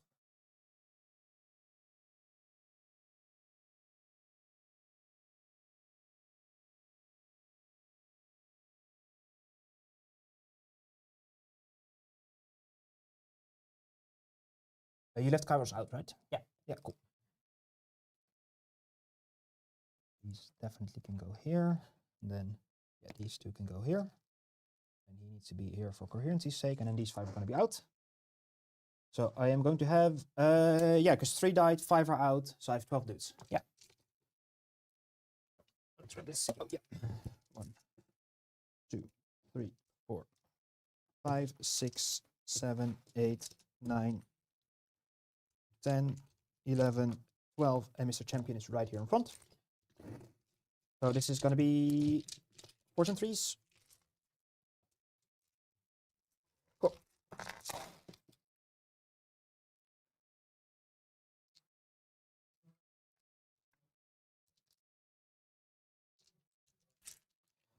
And then we have 1, 2, 3, 4, 5 crits.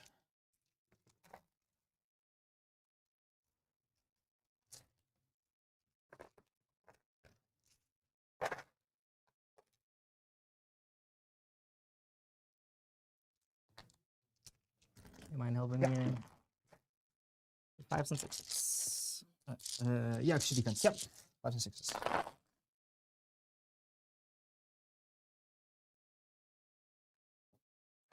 Yep. Right.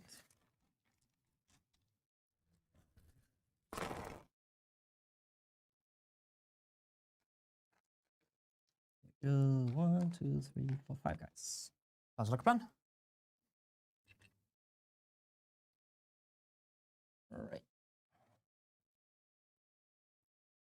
Blood flow. All right. Then you score 15? 15 points. Yes, because you have Restless 1. Yeah. And I want 2 more. Yeah. Perfect. Over to me. I have nothing start of turn. Anything for you? You get a fate point, Yes, I get 1 fate point because he took an objective from me here in the middle. and you're Yeah. at 0 CP right now. I am at 1 CP. 1 CP. Is that hero with? Is that a hero, right? That's a Is he Curseling. within 6 inches this year? Yeah, he was. Right. Yes, he is. Right. Let's try to reduce his power level. Yeah. Yes. And then Kairos. Kairos. Yes. All right, cool.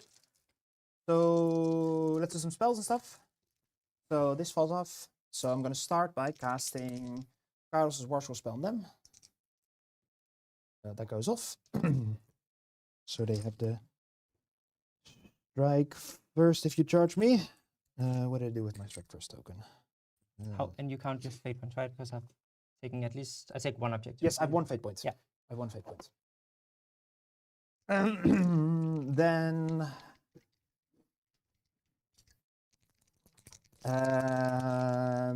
he is going to. Is it 2 cast? He's a 2-caster. Curseling is Ah. 2-cast.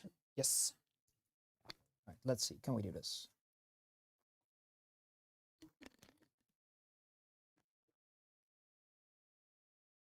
Yeah, so I could swippity swappity. I pull Mr. Spawn up, and then they could be.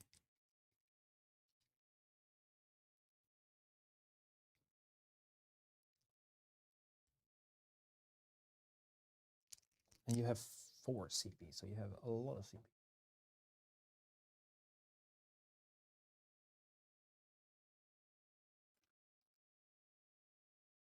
Let's have still 3 earn, 2 spend. Yes. Yeah, yeah. I will. Curseling is just going to do the unlimited spell.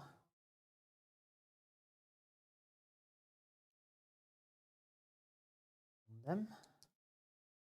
Yeah. Goes off on a 7. So D3 mortals. For 2. Yep. And then they're -1 to wound. Support. The reason it went up to a 7 is because Kairos gives a +1, and then he's got the Kairic Tome, and he implicitly just bumped it up 1. So they're -1 to wound. Then we are gonna go for Yeah, Kairos is gonna is gonna do the fold reality. Yeah, Kairos is gonna do fold reality. So I pull him up. Goes off, so he goes up, and then I think I might pull him down.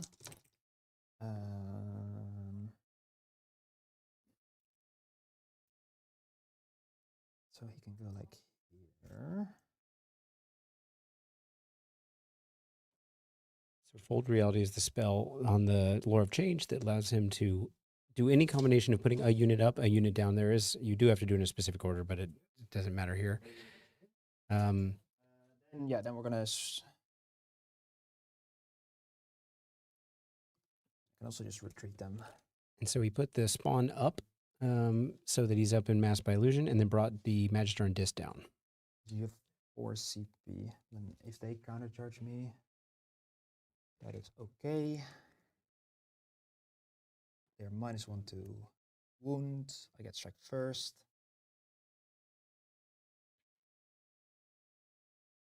You do get to hop.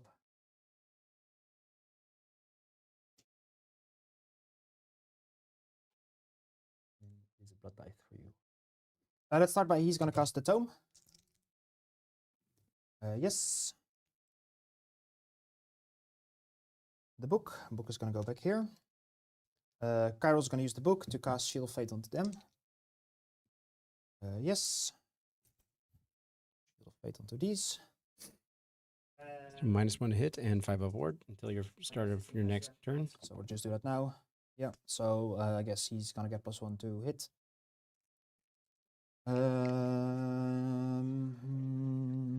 For his one little shot.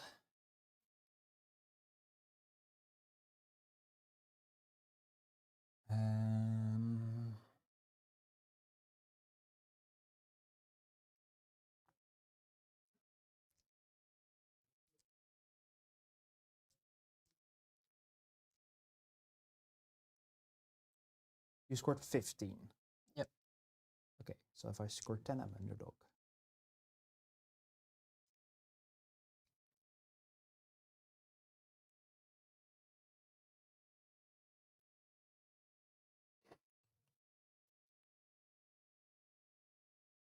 Yeah, even if you hop backwards, basically my entire unit still gets to fight. No, because it's within 3. Who's everybody who's within 3 right now? So it'd be like 8 dudes. I don't think I'm going to swap, actually. I think I'm just going to treat them 14 back. Which means that he still has... Oh, he did his spell, he did his spells, he did his spells. I have 1 command point. I'm not going to spend any to do that.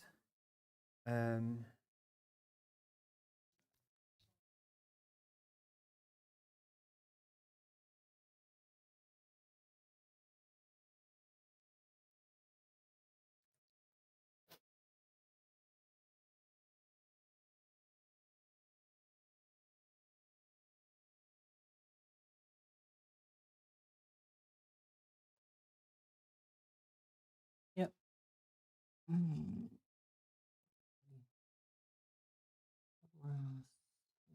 All the ones we can get.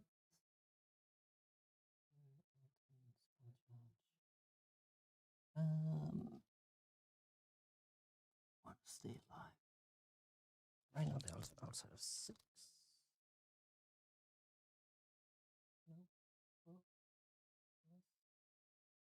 No.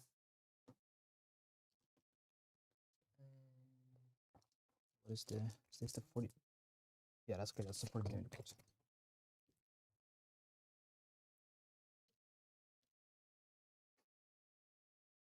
I need to start rallying a bit. Yeah, let's just rally the TP and something. Rally these guys. Yep. Getting 1 guy back. Cool. And Mr. Banner? Yep. Alright. And yeah, I think that's it. Good. Cool.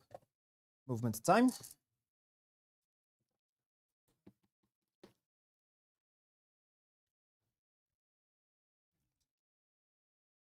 Okay, so looking at battle tactics, we're looking to intercept. So the blocks of 20 are the two of the intercept targets. And then the hero that's kind of off in the back there next to the, let's see if I can circle that. I believe it's, oh, I gotta turn this off. This hero right here is one of the intercept targets, if I'm not mistaken. So, those, he needs to whittle down the bloodletters regardless, but it's going to take some time, perhaps. And he's sitting here. We lost a unit of Tzaangors, so that's rough. And the Tzaangor Enlightened are stuck here. Restless, of course, taking an objective. Yeah. So getting the middle back is always an option, or coming over here and here. And then, like he said, he was kind of thinking about being underdog so he can use the ability. Because that's one advantage of going second in the turn. You get to see, well, I'm behind on 13 points. Super Underdog's not going to be eligible, but where he could, double without penalty. But he wouldn't want that anyway with Intercept, probably. So it's trying to stay as close to under points as possible here. So if he gets 10, which would mean just 10 on primaries and then no battle tactics, or 5 on primaries and 1 battle tactic, then we're looking at getting up to 20 points. For Huho, he'll have 3 points difference. Just retreated with the Tzaangor Enlightened on disc, maybe to be able to rally them later. But they have 4 wounds each and no musician, so, be a thing.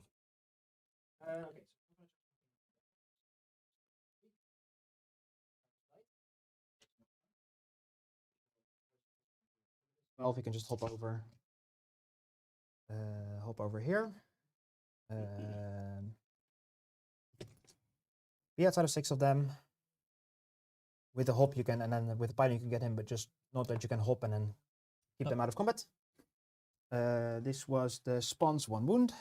Where the Spawn's now off board.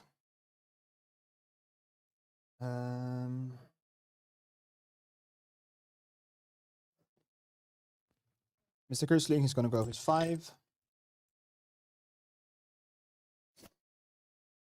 Magister was set up, so this is all the movement. I can deep strike Mr. Spawn, but I don't want to deep strike Mr. Spawn here. Yes, so this thing is just gonna. I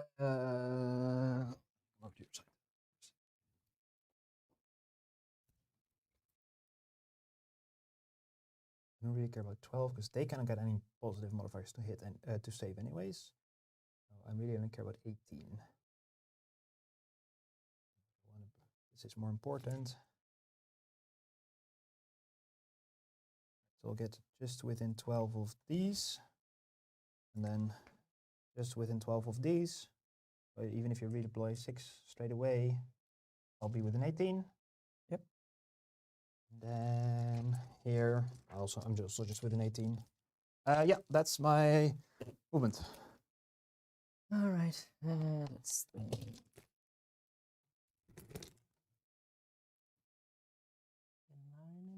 Counter charge, is that right?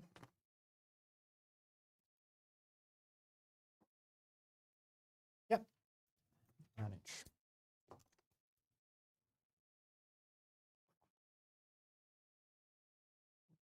Hate that.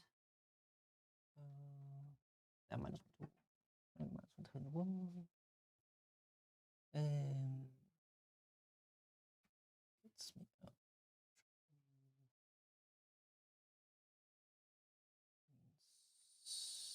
I don't need to all out defense.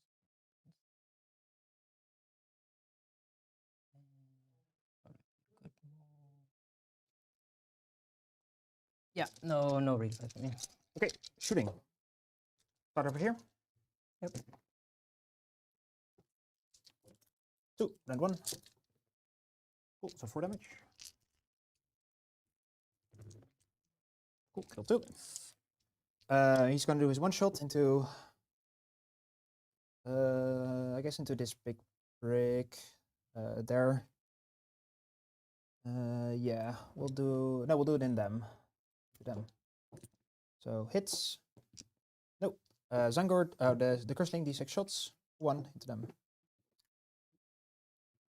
Hits. Wounds, 1 and 1. Cool. That's all my shooting. Shooting, no you have nothing? shooting? Yeah. Nope. Charges, I don't think I'm going to charge anything. No, because that would just give you free hops. No. I can't charge from the big block. Need a 9. 9. Gonna murder Yep. dice. Yep, you got a 10.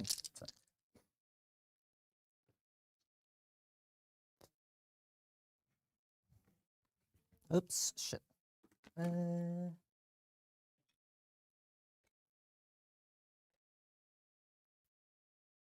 Let's see my. You need a 10? Yeah. Yep. Yeah, Oh, probably actually I should use smaller ones, right? Because Yeah. we. Oh, your 10 is over there. Oh. Let's see. I think I'll just do the first ones a little bit precise, and then we can. See afterwards.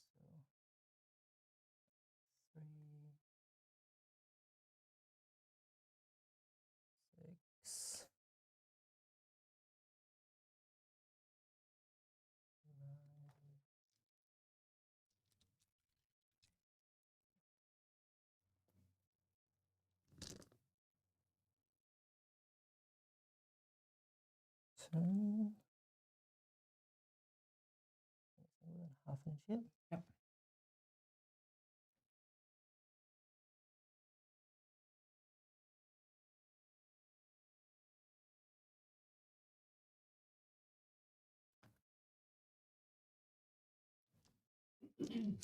Oh Lord, they're coming.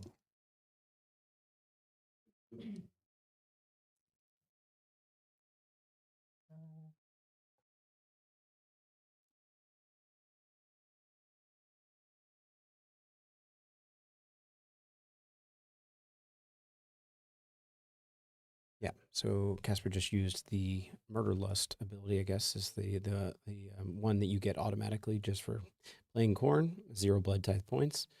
You can use once per turn army as a reaction to a charge. You roll a dice, and you can place one of the dice in the charge roll with that value, which allowed him to get all the way up there. And that's nice that that's in your counter charge as well. Then they take D3 mortal damage after doing so. But definitely worth it.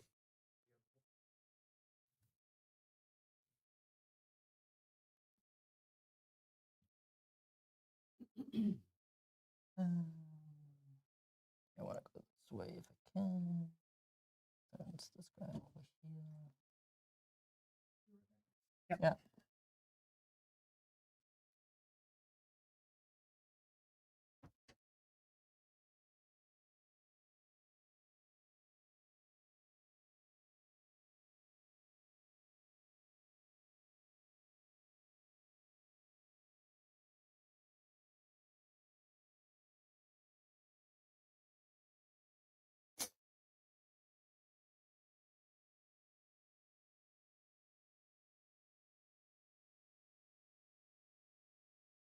And do you have combat abilities, or should I just continue? No, I have no combat abilities.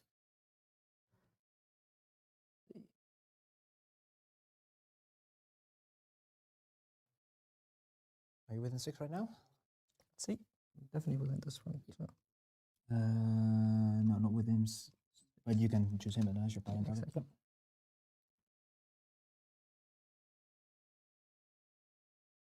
Yep. Yep. I just want to get outside 3.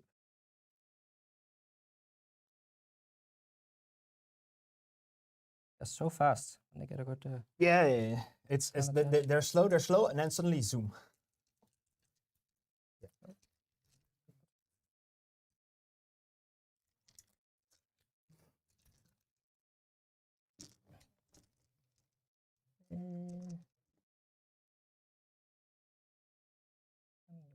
Fight them anyways.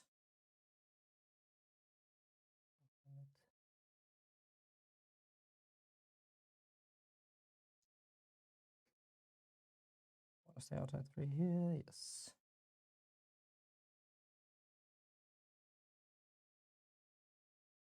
You also need to take D3 damage on them. Oh yeah, for the middle. Yep.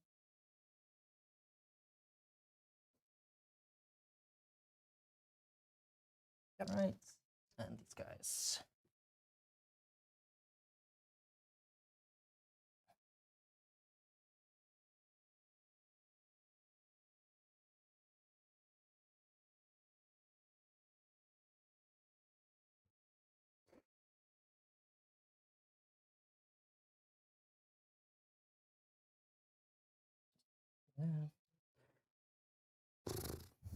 Yeah. D3 damage. Yes. 1, 1. 6 damage. They had none taken from the mortal spell? I think it killed the guy. Okay, didn't yeah, cool. Yeah.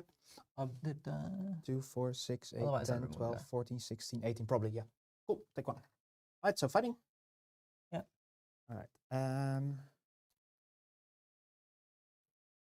Does this thing get strike first? I assume not. it has. Because No, not a it's not a unit. Yeah, that's. But I forgot it had a combat profile now. Yes, it has. It's shit, but it has a combat profile. I think I'm gonna fight here. I'm just gonna pile this way. So let's have a look. Yeah, so if I wanted to, 2, 4, 6, 8, 10 could fight if I wanted to. But I'm not sure if this last couple really want to. That's the question. So he can go here and be within 3. Yeah, cool. He can go here. Yeah, stay.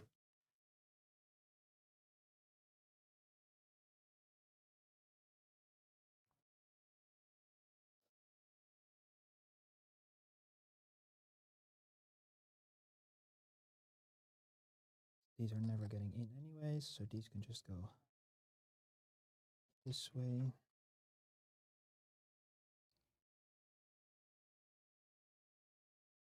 He can get in here, and if he wanted to get in, he has to go here, that's fine.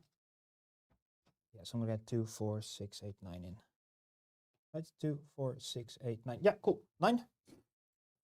1. Wait, he needs to then be the fight. He needs to be here. That's 3. Yeah. Cool. So yeah, 9 dudes, 1. Yeah, might as well spend all our defense here. 3, Well, 4, no, 5, actually, yes. 6, all of us. 7, 8, and 9, and Mr. Champion.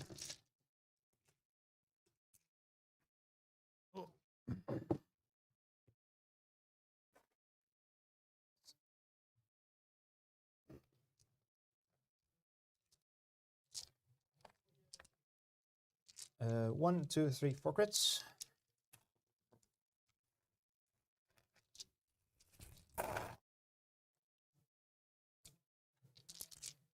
Yeah, so this is 5, 10, 12. Well, so 5 and 6s. Yep.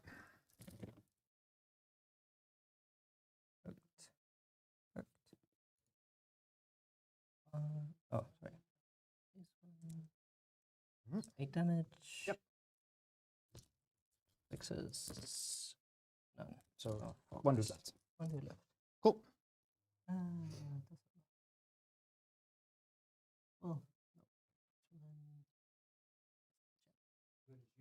In the meantime? Nope. Still have my 1. Now the question is, 1 more left there. I could, I guess, piling. What about here? 6. Like 6 dudes in.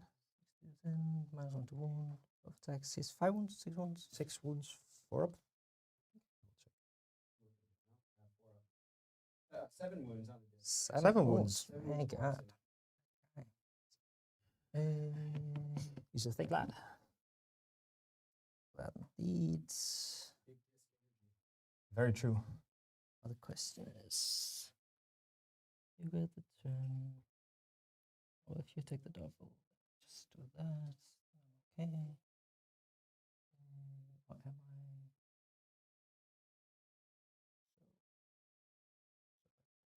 I? I want to not get stuck. You have the spawn outside the board? Yep. Okay. Take.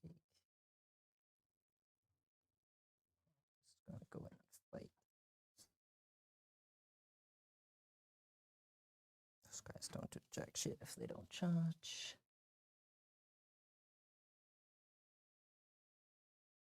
Just need in there. I don't like your manifestation. That's just banish 7, right? Yep. I get +1. No, +1. yeah, +1, yeah.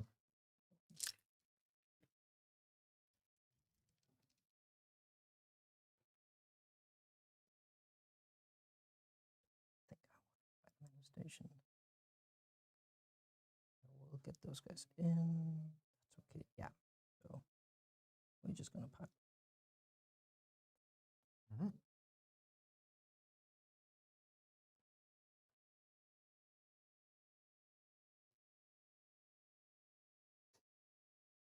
Something. Yep.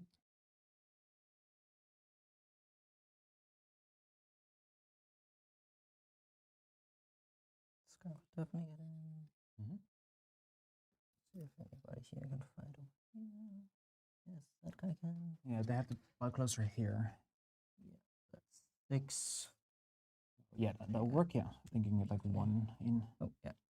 It's not fighting, so Yep. he's just fighting. Get this way.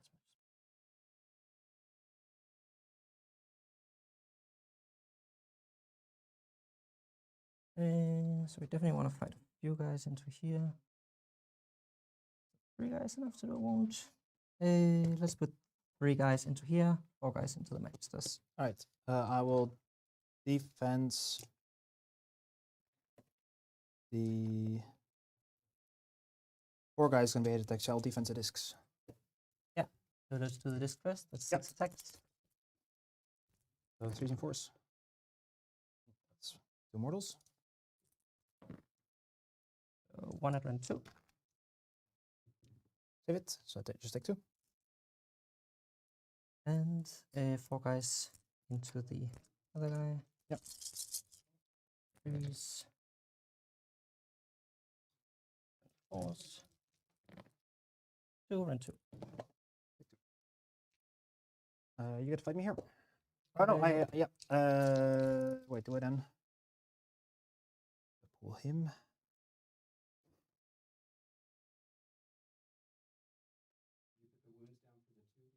No, yeah, I'm just thinking. I was thinking about which one I remove here. We go like 1 or 2 extra. Does that matter? Not really.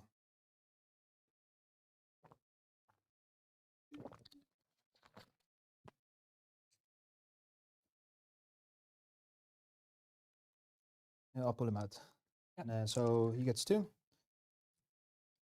Are you using all defense or not? Yes. Disc. 2 hits. 1 and 1. Oh. 1 no rend. Hitting on. He hits on. It's 3s and 4s. Yeah. Okay. Sorry. So 3 on the first. 3 Yeah, and then 1 first. no rend. Rend. 1 more, so 4 in total. 6s. Cool. Over 2. Yeah. If you want. This guy. I think you just want to see if you can get within 6 inches. Yeah, you can. That's the champion. So 3 attacks. 1 mortal. Yep. Save it. The book. 7. 6. Yeah, for those that don't know, the book got a movement characteristic and a fighting profile. Currently, it doesn't have an exclusionary outside 9. Oh, listen. 1, 2. And we have a fail. 8 points going to 18. Your choice. I'm gonna get a fate point. Yep. Okay. I'm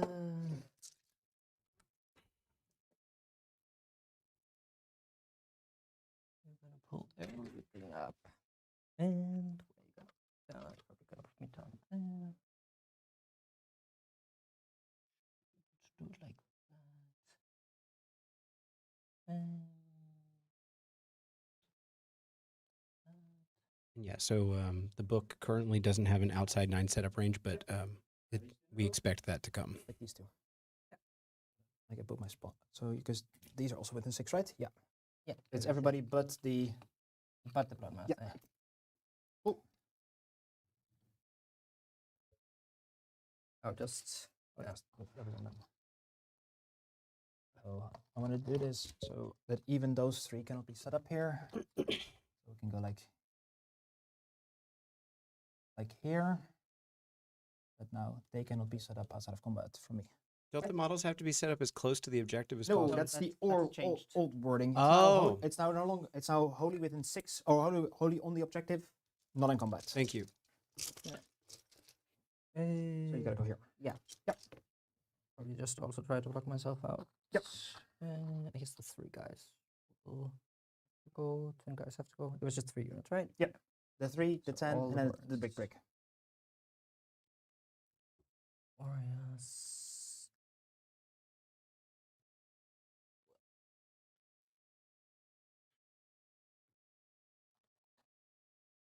Oh, then I'm gonna be able to sell these apart.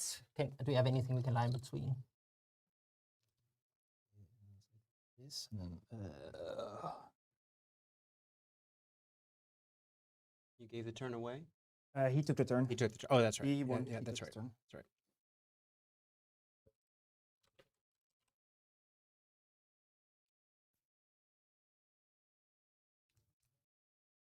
Right.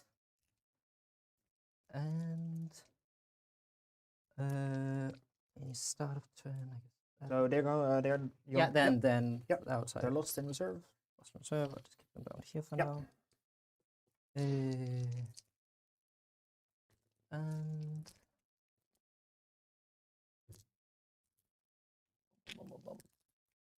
would like to do that. I have just 1 blood tithe. It's not a lot of blood tithe.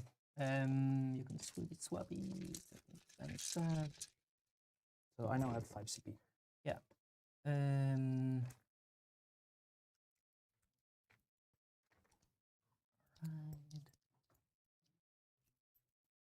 Right. Yeah, start of turn. Reduce Kairos. Yep.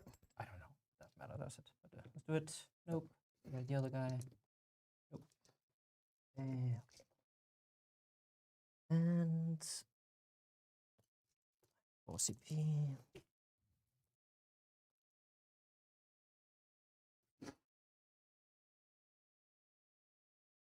Cannot get advanced.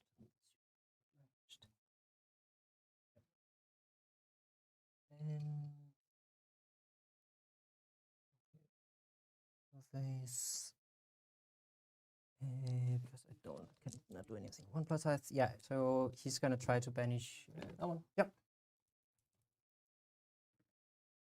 Yep. Is that one within 18 of this one? This one? Yep. Let's.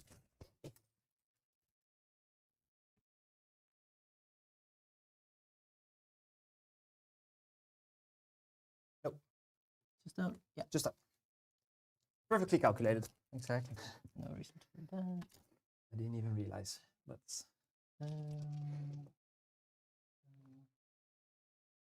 Okay.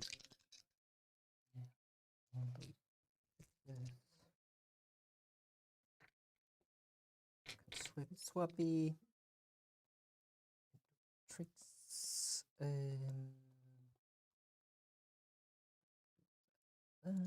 he used the spray. I can barely. I think those warriors don't matter too much. What do these guys got? Not really too much.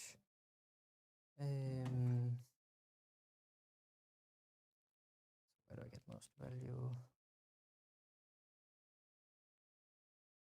Yep. Double. Pretty lucked, huh?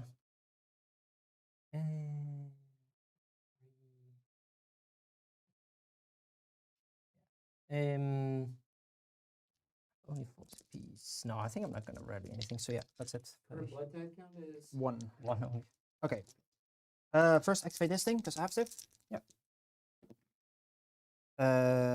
For this is damage and this is runs. I'm just gonna do the healing and damage. So these are gonna heal both this, and then you're gonna take D3. Oh wait, it's D3, so he might not be. Yeah, so you're gonna take D3. It's not 2. What? Yep. You want? Um. All right. So your tactic is you need to kill them, him, and you need to hold this. Those are your tactics. And now here you could get basically everybody in.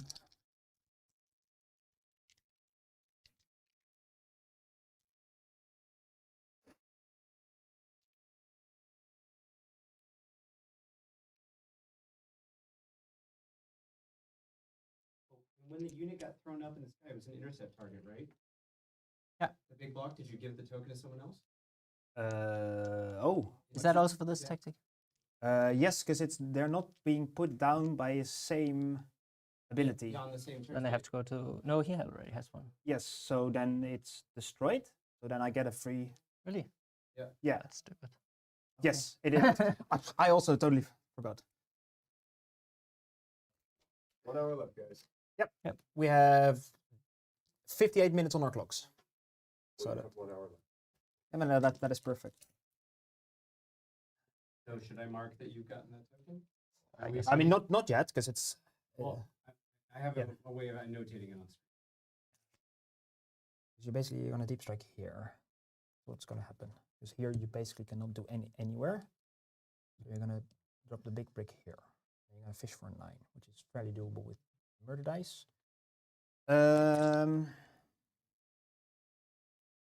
Good here, but then sure. I am going to.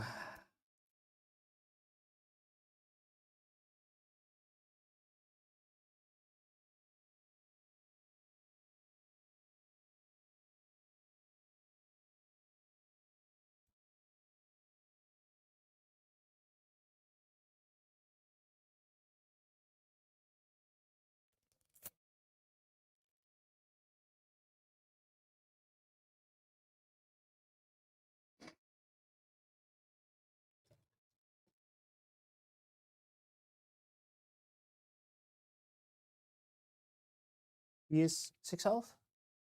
7? 6 health, 4 safe. 4 6 up.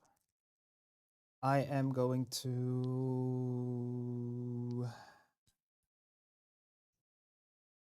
Yeah, I will start by doing this, I think.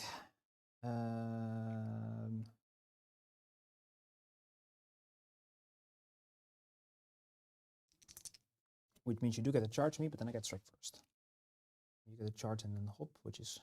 I just sacrifice him. There's a tactic. I'm down 5 already.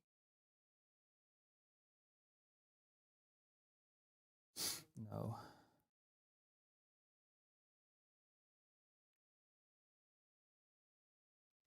And then with his 1 taken. So yeah, the thing about replacing units when they go up in the sky is unless they're set up on the table with another ability. Actually, I need to double check that rule.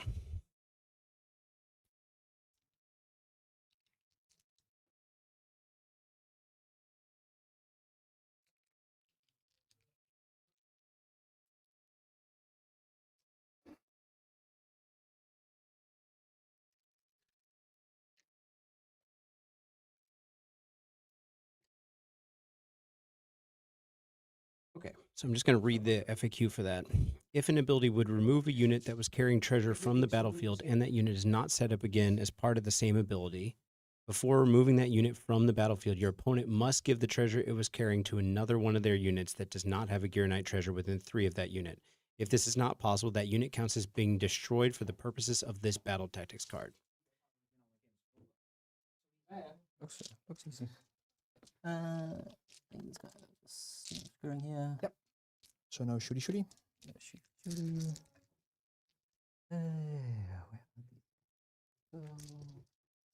They will run. Yep.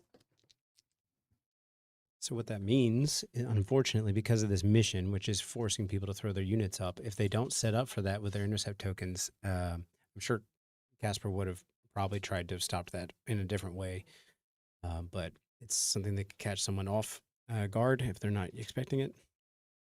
and you have to have another unit that doesn't have a treasure within 3. Now, Tzeentch players right now are going to have to get real used to that because they're going to be swapping things so often that they have to always have a unit within 3 to make sure that they can keep swapping those intercept tokens if that's the battle tactic card that their opponent has.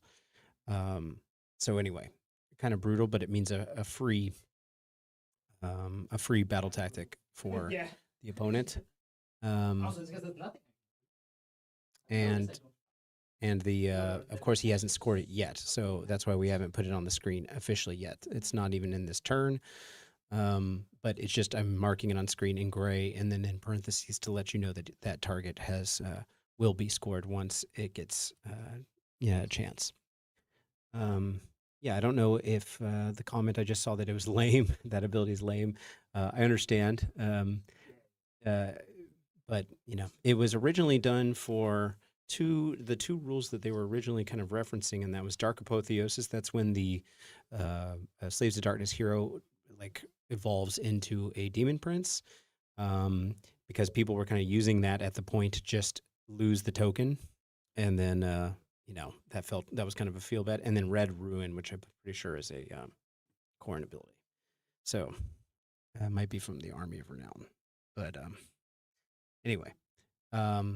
Yeah, so can be lame, but you know, Intercept. We only have a few months left on these battle tactics cards anyway. So unless something like that comes up in the new GHB, I think it'll be it's a feel bad, but I think a lot of people aren't going to realize that that's how it works.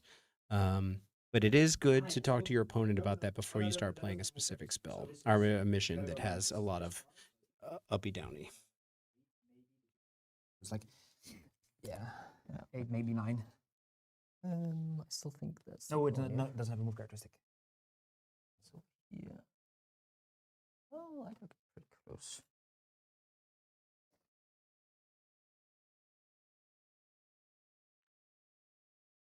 Yeah. Oh, just that from Kairos. I guess doesn't matter. And for people not 100% of what's going on, or aware of what's going on, let's see if I can draw it. This unit up here of Bloodletters is actually in the Lost in Reserve, and then he can set it down this turn, unless that's where he's setting it up. But maybe it is. I don't know. Maybe I missed that. We'll see. But he does have an ability to set it down. I don't think he probably would have. Maybe put it within 3 of the terrain piece, and then he can charge into that. Maybe that is where. Yeah. Oh, no. Never mind. He is now putting them down. And so when it comes down, it's the mission-specific deploy ability, basically. Pick a friendly unit, a lost unit, see above, to be the target. Set up the target on the battlefield more than 9 from all enemy units, and wholly than 7 to battlefield edge. So, again, trying to bank on that boosted charge that he's got with the Blood Tithe, 0 Blood Tithe ability, the one that gets unlocked with 0. So, you know, we were talking about Khorne not having the movement shenanigans, but with this mission, all of a sudden it gets a lot more movement shenanigan-y. So we'll have to see how this plays out. Yep. Roll some 9s or modify some 9s, not 9s.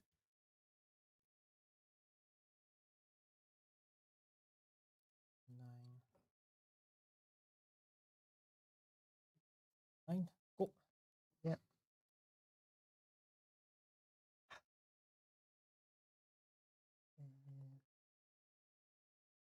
16 eyes there.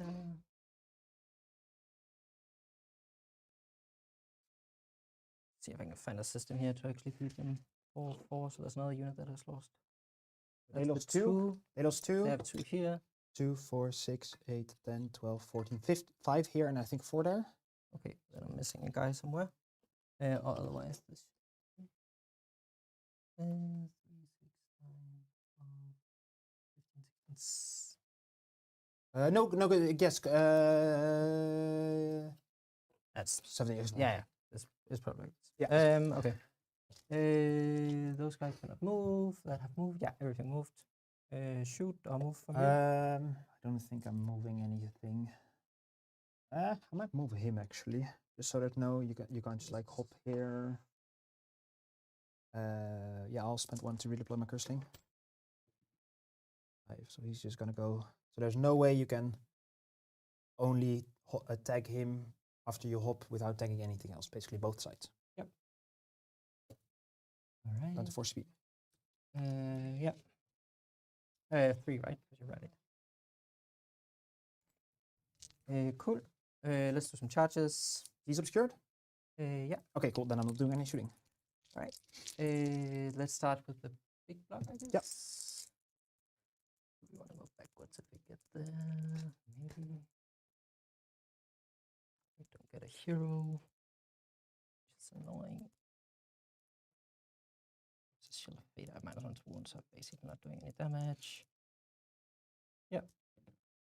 6. 6. That's enough. Where would you like to go? I have a 6 here. Thanks.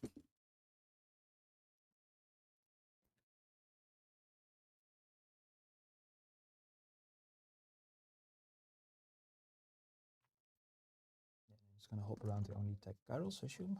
That's the idea. Yep. Cool.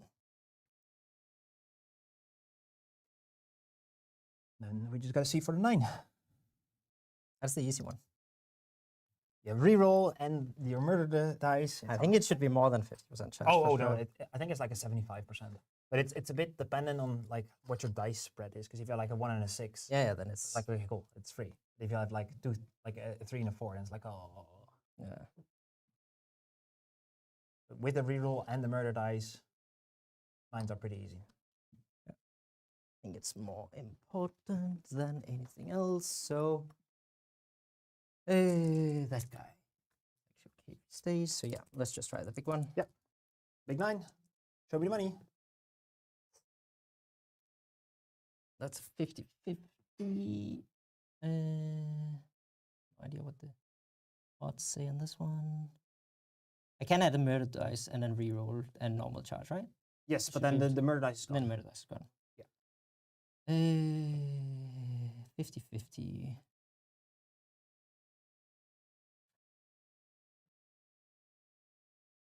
What does the math say? I think math says murder dice now. All right, show me the 4 up. Come on, baby. 4 up. Gotta roll it out here. Yay! So 9. Cool. So you're gonna end exactly here. Yep.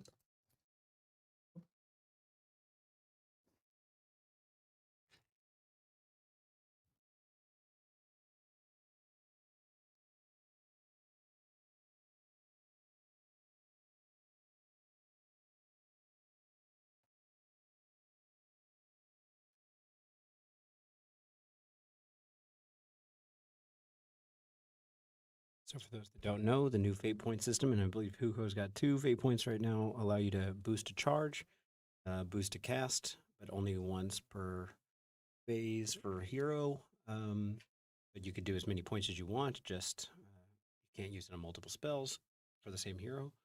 And then you can remove damage points as many times as you want, as up to the points. So what I found in my games is that sometimes you remove those damage points. You have just a couple in the back pocket. Your hero's about to die. It's a way to keep him alive. Those guys don't have a tree, but you can do the swappy. He is a treasure, so probably want to keep him alive. No, actually, I'm not going to charge there. Okay. Oh, easy attrition. Okay. Let's see our charges. Yeah. So this will be a 9. I have 2 fate points. I would need a 7 on dice if I want to spend 2 fate points.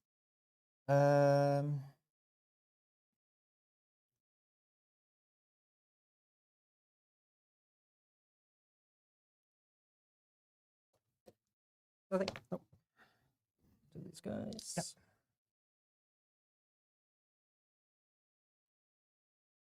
Once again, this is not the pile-in. This is the free 3-inch move that they get to have. Yeah. And then they get a pile-in. One of the reasons why I think Khorne actually has a pretty decent matchup into New Tzeentch. Mm. Yeah, that's good tricks. Like, ooh. Ah, that's the hero. That's a hero. I Yeah, don't that's a care hero. about him. You want to keep him in? Yeah. Okay, cool. Oh, can you do spells? You can do spells, right? You can do spells, yeah. Let's just keep him out then. That's just any combat phase, right? Yeah. Any combat phase. So referring to the Curseling's new ability, if he's in combat, he gets to cast a spell. And it can be a spell that he's already cast, as though it has the unlimited spell. It just can't be a summon spell. So he could use his -1 save. He could use something out of the spell lore. Wouldn't be able to use Tome of Eyes to get the other spell lore, though. But yeah. So Kairos gets strike first, is that right? Yep. Lock him in a bit here.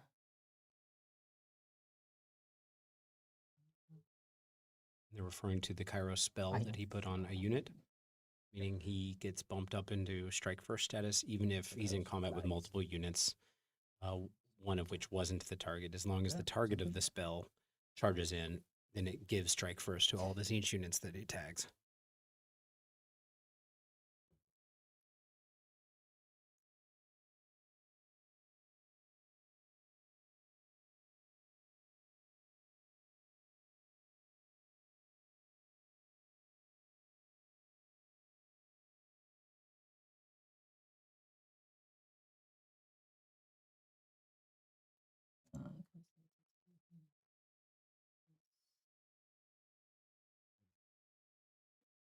So basically only staying within Kairos. Yeah. And then I guess you can do your things. I think I forgot my empty base. Yeah. Do you need? I just wanted to look if I could. I should probably just stay on your side. You roll your die. Want me to grab you Because- something? No, it's fine. Don't know if this is gonna fit anyways. Because could I pile here and then end here? I don't think I can. No, doesn't look like it. Yeah. Okay. Yeah. So Kairos is gonna fight. He's just gonna pile this. You just like if you scooch him, then Go like 3. that's base to base, right? Then he's on top of this guy. Ooh, maybe a little bit more like that. So I could go here. Yeah. Yeah. Cool. Yeah, and then I'm gonna hit everything to them. Yeah. So vortex, 3s. So it's gonna be 2 rend 1. You're holding on to. Yes. So the hits, it's now vortex, 3s, 2s, rend 1, damage D3, and then 5 attacks, 4s, 3s, rend 1, damage 2. It's back to his old 3rd edition profile. That's 2 damage. Yep. 1 more rend 1. 2 damage, so 4 in total. Right. This. Yep. Right. If I go this guy over here, can you get any of these guys? Yeah, because these can slide this way. Ah, that's right. Yeah. Okay, I can slide that way. So that way is more hard, right? So let's fight with those guys first. Yep.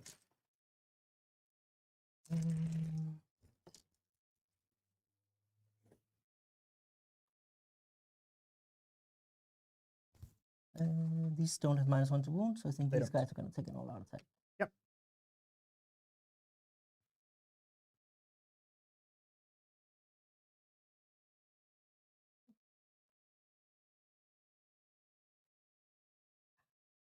You ended up using the mortal damage for the murder list. Oh no, yeah, If I didn't, then I should do it. Yeah. Thank you. It's always easy to get the rules that work against you. I had to also, when playing Bell for Lords, I really had to train myself on that end of my turn. I might take a mortal. The rule doesn't matter at all, but it's like, yeah, no, it's I have to. So I think those 2 are out. We can measure. Yeah, 6 here. He might be in. Yeah, but now I put him down, right? So let's say he's out. Okay, cool. Yep, sounds good. It's gonna be Nah. 3, 6, 9, 12, 14. I'll see if I take some damage. Yep. Yes. three. Kill the 2 that are out of range. Exactly. Yep. 14 guys. Yep. Then I just need a pile of 6. So Curseling is now in combat. Did you want Really? that? No, I definitely didn't want that. Cool. Now he's out. 14. 1, 2, 3. No, that's it. Yeah, all defenses. 6, 7, 8, 9, 10, 11, 12, 13, 14, and a chip. On Yep. 2s and 3s. Yes.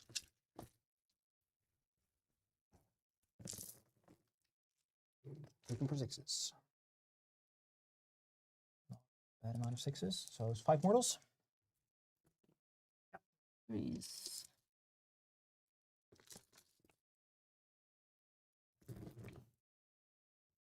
Those are pretty good. And 2.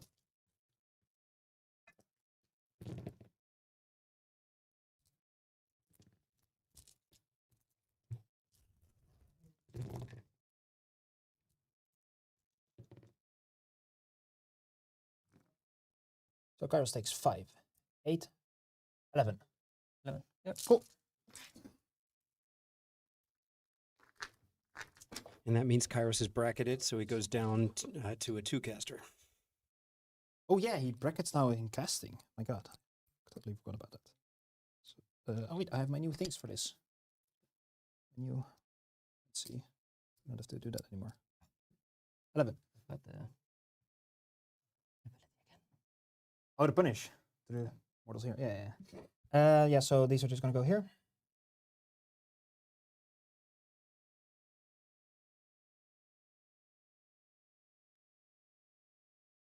So this is pretty much just for You want the me to roll pile-in. this? no, I'm good. I'll take a blood test. Okay. All right. The question is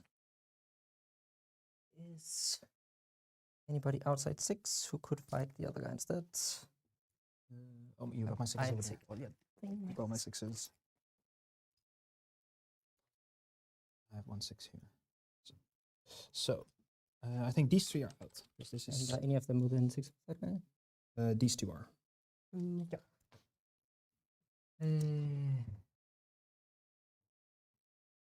Yeah. Does he fight hard? Yes, pretty fighty dude, right? Yes, he's 5 attacks, 3s, 4s, 1, 2. I'm 99% sure. That's fine. Let's just get everybody into Kairos except for those Yep. 3 guys. Well, if I can, otherwise, oops, I may need to. No, I probably need to attack you, right? Because otherwise I can't. Right, he's 5 attacks, 3s, 4s, 1, 2, right? Yeah, cool. I think I need to attack you anyways, so I might as well do it. Yep. So.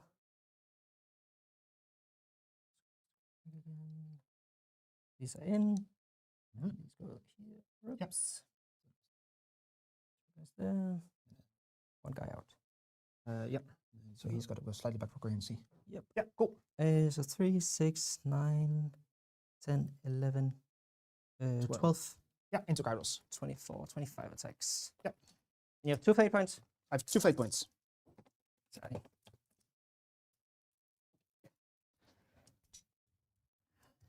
I have 5 health left. Yeah. This is going to be 3s and 4s. Yep. Yep. Show me the 6s.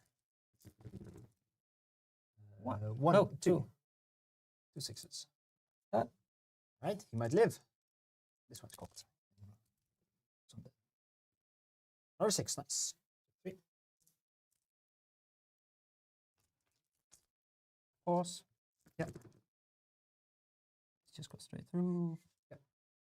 The walls on those. He's probably dead. I only saved 2, so this is 5. Yeah, so he's dead. Yeah. Taking a blood type. Yes. And then 2 into that guy. Yep. 1 and 2. Take 1. All right, he's gonna go.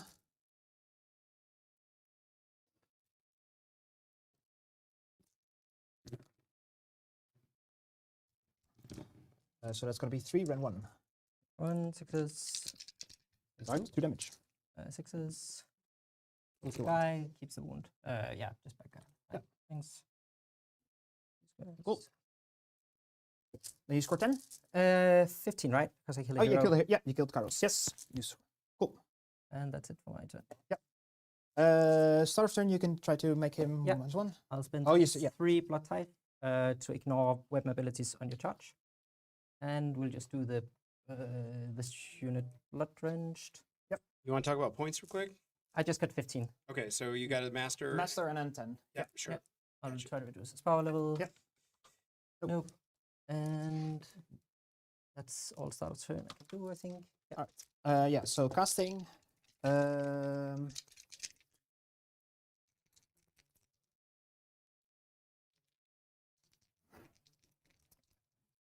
This is the unit that was put down. So this is the unit that still has a treasure. Yes. Yes, because this was the unit that was Yeah, here, yeah, and yeah. a slang. This is the unit that was here. Cool. Yeah. Yeah. So treasure, treasure. All right. So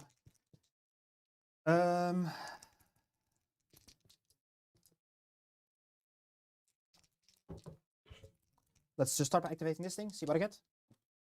I get a 4 and a 5, which is either run and charge or +1 to hit. I think I might want run and charge. Because they go 14, and if they go hunt him, yes, then they can run, which, like, yeah. I'm going to take run and charge. Yep. He's going to cast his spell on them. Or do I swippity-swappity now? Let's see. If I swippity-swappity here, then he's not going to be holding within 6, so we're not going to do that. So he's just going to, yeah, so he's just going to do his War Scroll spell here. No. And then he is going to try to do -1 to wound on them.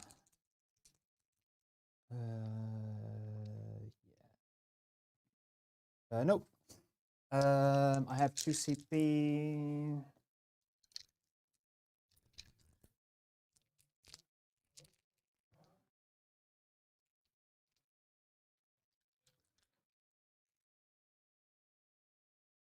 Two, 4, 6, 8, 10, 12, 14, 16, 17 still left. That's pretty good.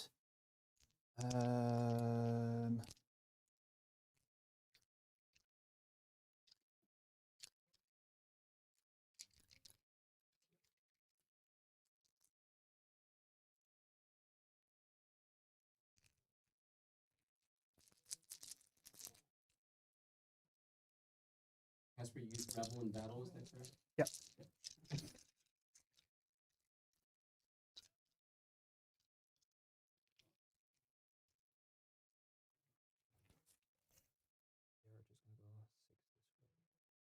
Where you got fate points as well from the objectives that were taken, right? Oh yeah, that's the end of any turn. So this one and that one. So I get 2 more.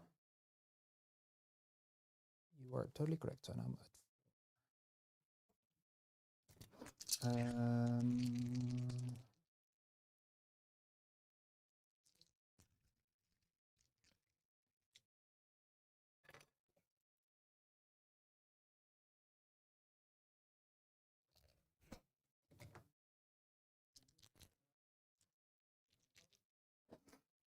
yeah, so I can score 20 here.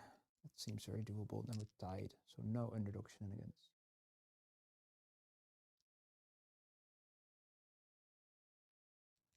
Already, so I'll spend 1 CP. 4, so I get 2 back. So he's going to go here with ½ an inch of both, and then he's going to go here with ½ an inch of these 2. And then that's going to be it for my hero. Yeah. No, wait. He's going to use his Devolving Aura to try to make them a beast. I'm remembering. No, it doesn't work. Yeah. Yeah, I'm not gonna do it. Okay, movement time. So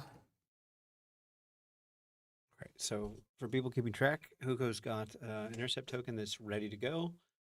So he's only getting that one this turn. And the next one is what exactly he's doing right now is Restless. He needs to take an objective. And if you're thinking, oh, well, that middle one he has, or he's going to be getting for free. But the Restless checks for if at the start of the turn you didn't have it. So even though he did take it last time at the beginning of the battle round by swapping units up and down with Pass of the Fae itself, it doesn't count. So he needs to take a different objective to get Restless, and that's why Mutant and Mad Things looks like he's putting a unit over on the far side, upper north corner there, northeast corner. And keep in mind, even though Mutants and Mad Things can be a little restrictive by being within board edge, this mission has very wide objectives that are 7.5 inches out from the side instead of being at the normal 11-15. They're at 11-7.5 right now. So it makes it easier to steal an objective like that if you have such an ability. So yeah. And then we got to think about, of course, what's coming up.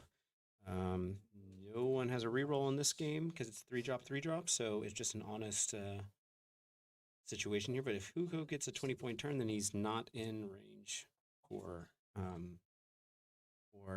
super underdog for sure.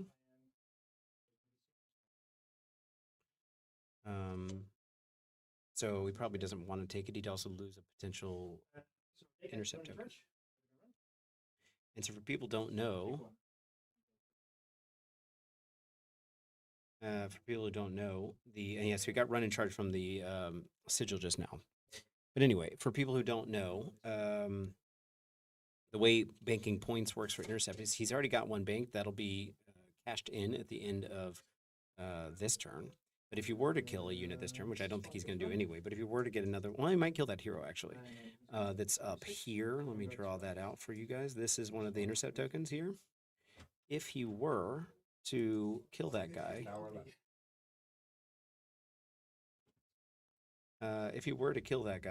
I was supposed to erase that. Then he'd have another one banked, but he can't cash it in this turn. So if he took a double, then Casper would just pull that token away because it's like in some kind of limbo status. So got to be careful about the doubles when you're going in Intercept. And that's true even if you have super underdog status where you're 11 points behind, because although the other elements of the penalties for being a super underdog or for being the underdog are taken away, like losing the CP and becoming giving your opponent the underdog status and not being able to do battle tactics and all that stuff. Intercept doesn't interact with super underdog status. It doesn't care for how many points behind you are. So you have to be careful about that.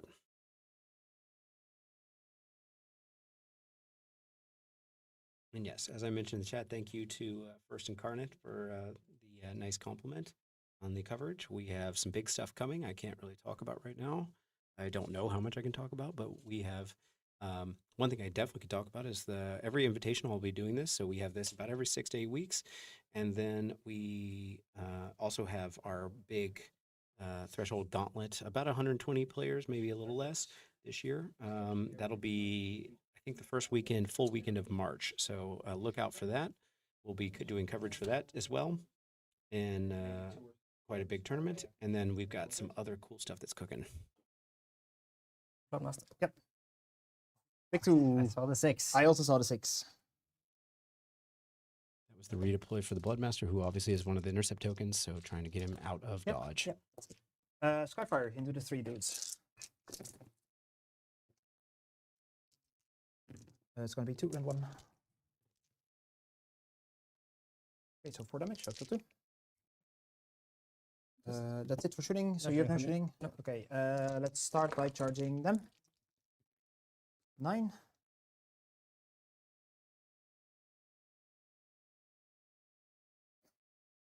Them. I was willing to spend all my fate points here, Yeah, I know. but this makes it a lot easier because now I can just like go all the way. Because with 11, yeah, I can just go. He has to go back. So he rolled a big enough charge to hit the Intercept target anyway, but he didn't need it, the fate points after all. But he could have thrown 4 fate points at that. John Haukard, I don't know if I'm pronouncing your name right, but Haukard, we are not going to be streaming the streaming partner for Worlds. I'm actually on the Worlds Council.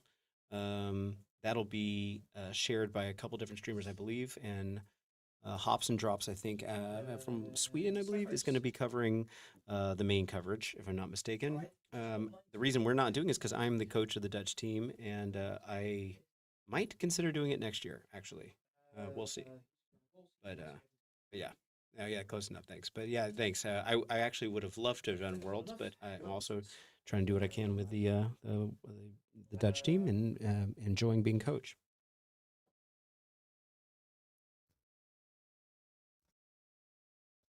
I don't think I do. Yep. 2 CB counter charge. Yep. 6, that's enough. Yeah. I'll just see what the meta dice. Yep. 6. 6.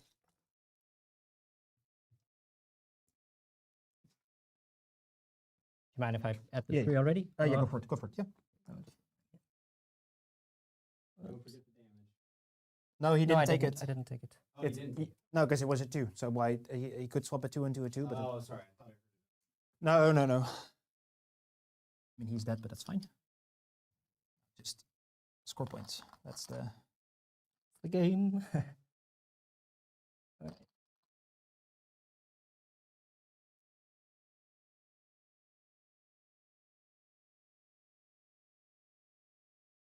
Right. Right. They're gonna get crit 2 hits, and then we're just gonna start. I ignore all weapon abilities. So. Then I'm gonna get +1 red. Yeah. That's very true. Yeah, because I charged. Yeah, and then we're just gonna start fighting over here, just so we don't get to pile away. Yeah. Oh, I guess over here I can move as well. Oh yeah. Right here. These guys.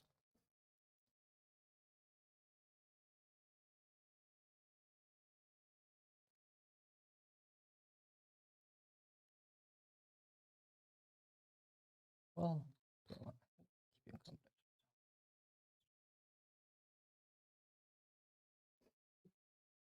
These back 3 are out.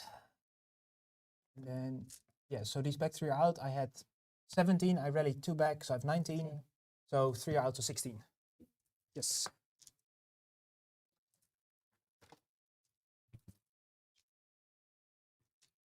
Four, 5, 6, 7, 8. I roll this twice. Yep. No crits, but I do might get my +1 to wound.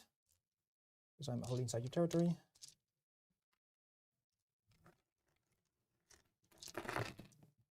So this is, yep. Yeah. For the walls, if it's not to finish. Yeah. Yeah, cool. Blood fight. Yep. Over to you. Yep. I guess I might as well fight over here. Yep. So 3, 6, 7 guys into here, 1 guy into here. Yep. I will defense the discs with my SCP. 3, 4, 5, 6, 7. A champ. Yep. I don't have any speeds, I just have 3s. 2 models, 3 models. Very good. Very good. These went 2. Like 7. So 1 dude's left. On 1. And 1 guy into the other ones. Yep.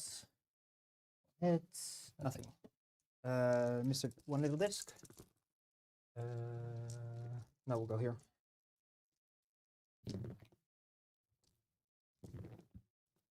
One red 1. Cool. Is it gonna pile?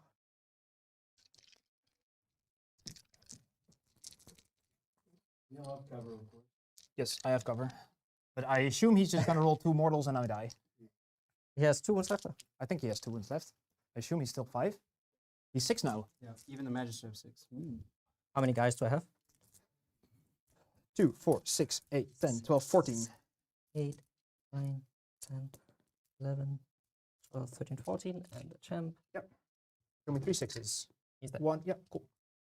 That's not a lot of time. These. I'll just hit you with 1 dude. Nothing. 1 red 1.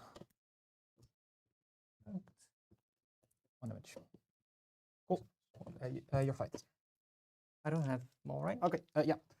So the 1 disc.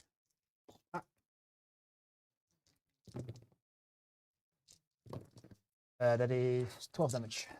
You don't get +1 damage in charge, right? So it's just 8. Yeah, so it's just 8. Yep. What? So 5. 5. No, so 5. Do we want to keep you in combat? Yes. Right. End of turn? Yep. Oh, I used my select CP, so I can power through, so I score 20. Yep. Cool. What? 20. A treasure. Yeah, I got those 2. Where's the 3rd objective? You just got this one. I have the middle one, and then 1, 2, 3. So I have. Oh, you've got this one. You got the upper left hand corner. Yes, that's the Skyfires on there. Oh, I didn't see it. Yeah, thank you. 5. I probably should take the turn here. Mhm. I'm the underdog, right? No, we're both 38. Are we both 38 exactly? Yes. Okay. The No. let's see.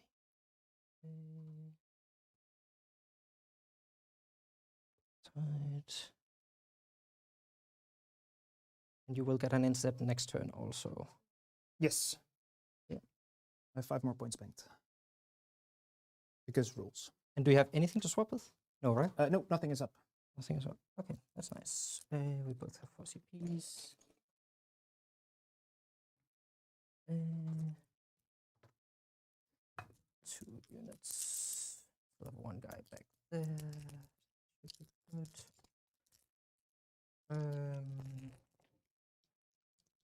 Yeah. Let's spend once. Oh, sorry. Start turn. Is there anything? I have 2 blood ties. Yeah. I don't think I want to unlock any of those. That shouldn't do anything. Nope. Yes, I want to get blood range. I need to. No. No start turn for me. Anything Nothing for for you? you. No. Okay. Then I will try to rally these blood plus here. Yep. Be getting 2 2 back. back. Yep. Bad. Yeah.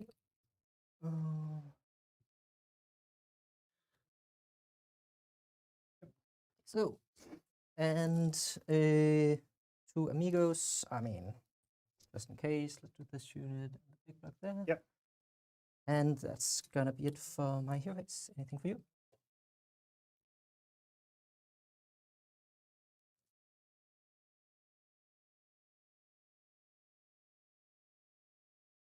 Nope.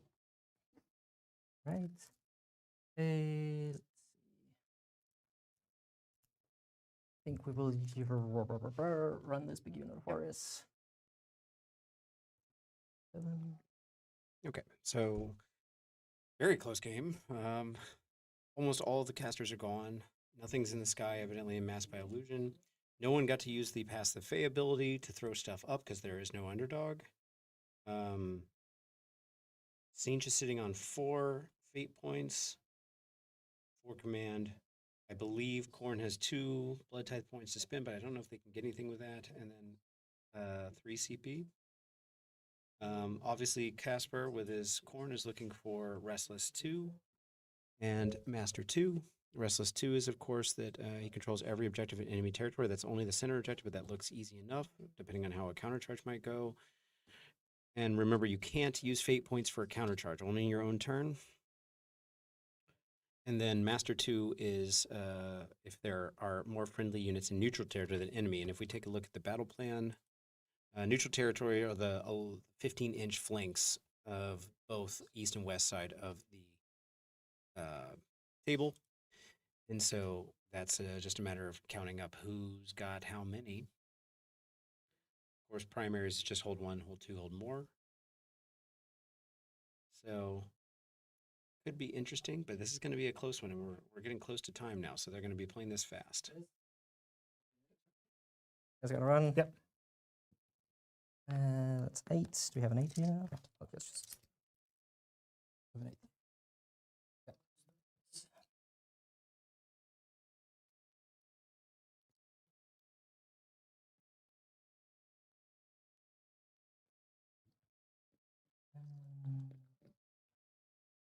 And keep in mind that those the objectives are only 7.5 inch away, so you can't use those to help you measure where the cutoff would be for neutral territory or not.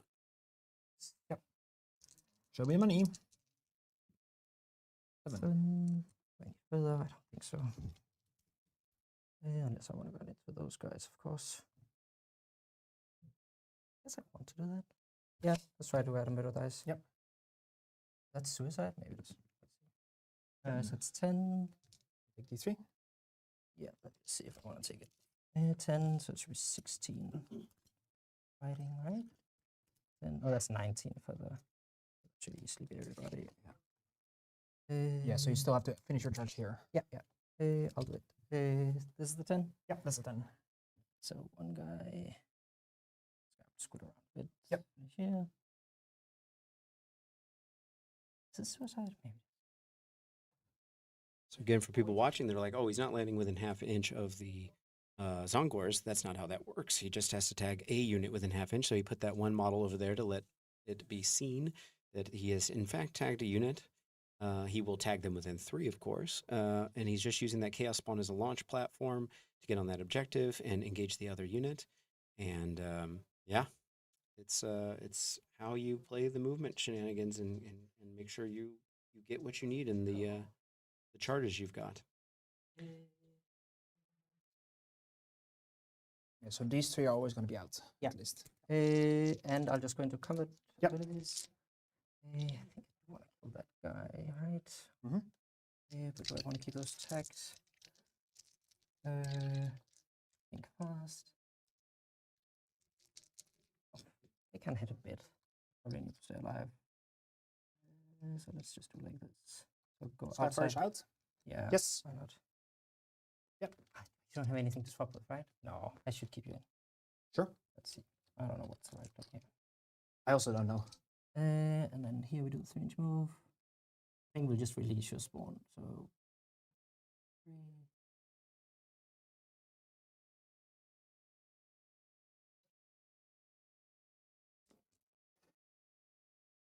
I thought about releasing the spawn also because of that free 3-inch move they get. They're going to pull out of the range, and the thing is, the spawn goes immediately back into Mass Delusion to give him another thing to be able to trade with. So that's also smart, I think. Plus, why not just get some more bodies on that objective? Oh, I think the back 3 guy is not going to fight. Yeah, at least the back 3. And he can pile there and then hit. Yeah. Yeah. So it's going to be 2, 4, 6, 8, 10, 12, 13. Guys, I'll take a suicide. I think it is. So let's not do that. Okay.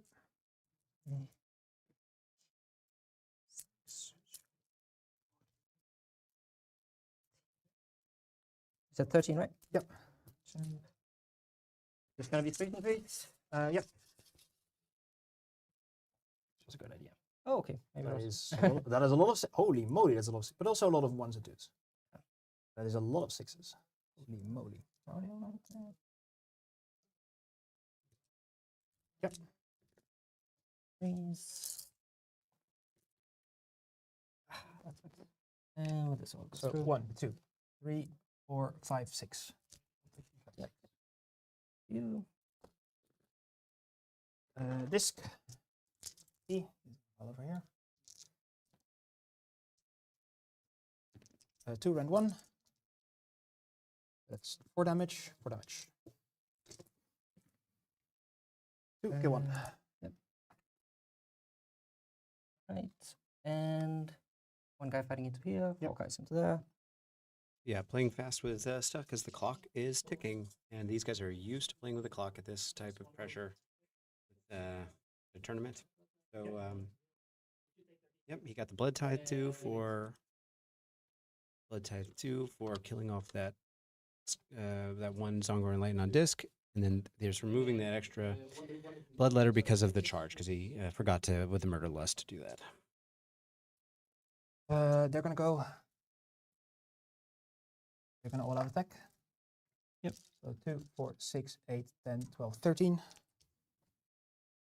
1, 2, 3, 4, 5, 6, 7, 8, 9, 10, 11, 12, 13, and a champ. I'm holding inside your territory, so I get +1 to wound. So I'm on 3s and 2s, and 1 damage 2 crit to hits because I didn't judge.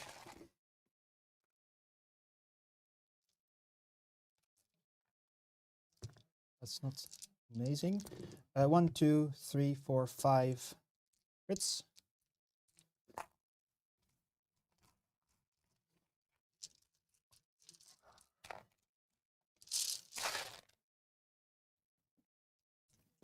Yep.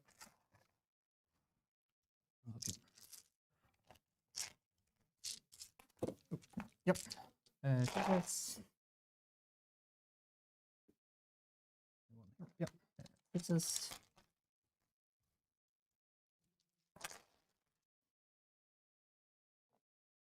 So you kill 1, 2, 3, 4, 5, 6, 7, 8, 9.5. Cool. I'll take it. Yeah. Very good. I guess it was suicide. Yeah. That is the last intercept target. Oh, yeah. really? Yes, because these are the dudes who got charged here. These are the. Yes. I'm good at Warhammer. You're only world champion. You were only world champion. And you was a part of the Danish squad one, right? Yeah. No more fighting. Okay, it's the 1 disc. The misses. 1 and 1. Cool. That's So you turn at score. 20 points. Yes. My turn. He's gonna do D3 mortals, -1 to wound. Yeah. I'll try to unbind my own spell, which I do. I also get 1 fate point for you taking this, so I'm now up to 6 fate points. And then that's my hero phase. Yeah, nothing from me. Okay. He's gonna move. Stay outside of 6 from them. But on the objective, they're going to retreat. Take D3. Take D3. 3, kill 1.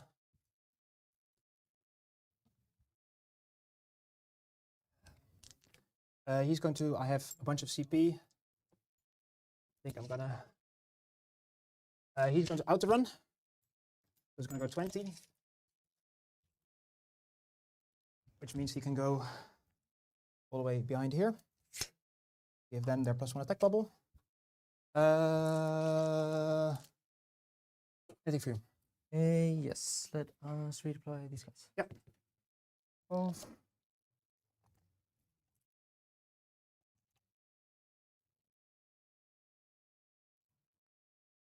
Yes, that's it. I have no shooting. Any shooting from you? No.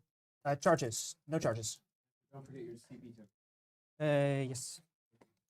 Charges. Oh, that's 12. I have 2 CPs. 12, they can't. I mean, let's try the big 12. Nope. All right, so no CP. No. All right, so you get to hop. Yes. I stayed at 6 specifically. Yeah. Like here, if you get up there. That's fine. I'll just stay where I'm. Okay. And over here, I can't do anything. Yeah. Okay, they're gonna fight. They're gonna all out attack. They're gonna hit you. They're now 4 attacks each. 1, 2, 3, 4, 5. The extra attack is coming from the Magister on disc, who has enough fate points, just enough to give them +1 attack for all Arcanite units holding than 12 of the Magister. And the Magister, for those not following, is situated right. Let's draw that. He's right here. Yep. Yeah, so I score 20 as well. Because then I Restless 2, and I have a treasure. Didn't you score Restless 2 already? No, I only scored Restless 1 last okay. turn. I only scored Restless 1. No, I hadn't had Restless 1 yet. Okay, okay. So no, now I'm up to Rayo. Right. I'm not going to take it. Because you need, for Master 3, you need corners, right? Yeah. Which you're not going to do. And then you need all objectives on the board, which you're not going to do. If I take it, I need all objectives, and then I lose a treasure. So no, up to you. All right. I will rally this unit. And we're tied. Okay. Oh, this is going to be... Ooh. I'll come down to last... Yeah. Is the other treasure right now? They're dead already. Yeah, all treasures are gone. No, you're underdog, because I also score Restless 2.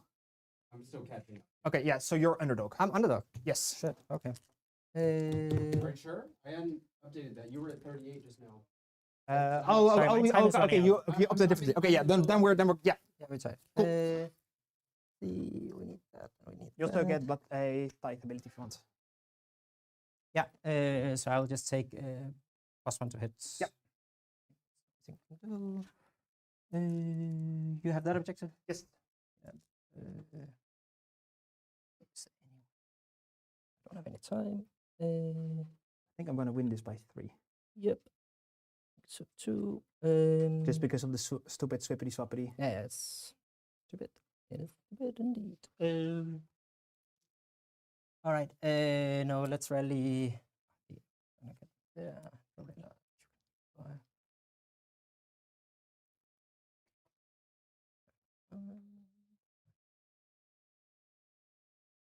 And I already did Restless 2, right? Yeah. Yeah, So you I need Restless 3, and you need... We both did the two things from each. We Okay. both only missed 2 points this game. So, yeah. 11. Yeah.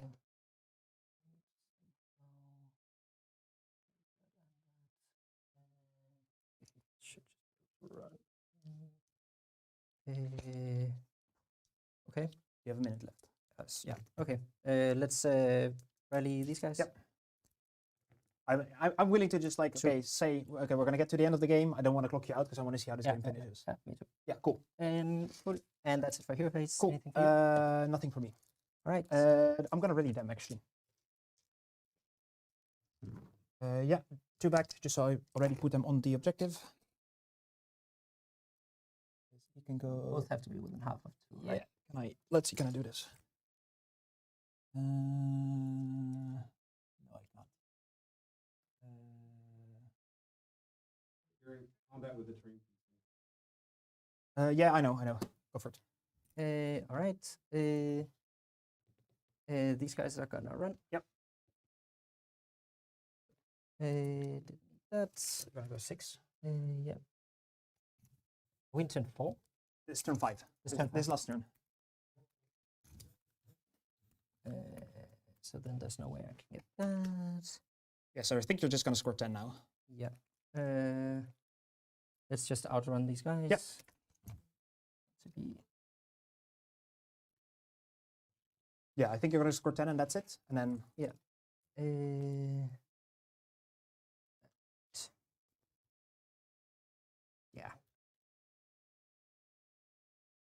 I'll just outrun. Oh no, I can't outrun, so I'll run those guys. As well. 9. okay, yeah. So you're gonna hold these 4 and you're gonna score 10 points. Yeah. Okay. That's all I can do. I'm gonna get two more fate points. The only thing that now matters is do I roll double 1 on my spell to pull something up, and I can deep strike it here. Then I have 1, 2. I have a treasure, so I'll score 13. Means I win. So that's the only thing that matters. Yep. Let's see. Cool. So I'm just gonna pull them up, and I'm gonna deep strike them here. Yep. And then I win by 3. All right, could you guys explain that a little slower just for the people? Okay. So he just scored 10 points, which means he's 10 ahead. I have this middle objective. I have a treasure banked already, so that is already 10 points at least. If I get one more objective, I'll score 13, which means I win by 3.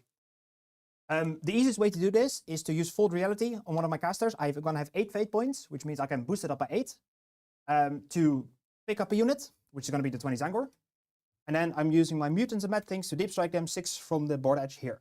So I get 1, 2 objectives without him being able to do anything about it. I could also like move them here and then charge them here with a bunch of stuff now. Yeah. So I'm just going to score my at least 13, which means I'm 3 ahead, which means I at least win. I think I completely messed up with the intercept. Yeah, That's the one. I think if I had managed to like didn't do the suicide, just kill this guy and just rally these and try to keep them alive. yeah, no, it's And then losing it on those guys was just stupid. But that's what is. yeah. I totally forgot that that's how the rule works. It's like yeah. But yeah, good game. Really interesting. It was a very interesting game. Yeah. We both made one mistake by charging a big break in when we shouldn't have. Yeah. But it was it was a very interesting game. Yeah, so I scored I'll score 71. I don't think it matters if I score these 5 extra because they can go 14. It can be like here, and then you redeploy him back, and I need like something on my charge, but that doesn't matter. It's fine. Oh, that was a great game. Yeah, super cool. Okay, if you guys are cool, then I'd like to interview you both. Yeah. Yeah. Do you mind? Does it matter which order we go in? Does someone have a preference? No. Huko, I got you on screen, so I'll do you first. Casper, if I can stay with mine. Amazing game. Yeah, great. Nice counter charge. Khorne. Love that. Yeah, you got some good counter charges. I got a good counter charge. It was Okay, go ahead and stand up for us, maybe. Hey, Hugo, this isn't the first time I've had you on here. Thank you so much for being part of it. Yeah. I think the people at home, we had the most viewers thus far on this game, and nice. so I think the people are going to have some nice feedback for this game. Tzeentch is crazy. There's a lot of mental overload. You guys are on the clock, trying to not clock out here. How are you feeling? How many games in are you with Tzeentch right now? New Tzeentch. I was 6 before this weekend, so this was game number 10. Okay. With the new book. Sure. I've played 6 thus far. How is the mental, like, kind of analysis paralysis during the hero phase, all the SwipSwap, all the different shenanigans? How's that going for you right now? I figured that out now. There was the first couple of games really where like I don't think it's mental overload for analysis paralysis. It's more what is your order going to be? Because Yep. what you want to achieve is usually fairly clear. Okay, this is what I'm trying to set up, but okay, the order, or like, okay, when are you going to activate Sigil? Who's going to be Holy Within 12 the book to, or who's going to be Holy Within 3 to book, and then who's going to be Holy Within 12 of those to get the Shield of Fate off. Yeah.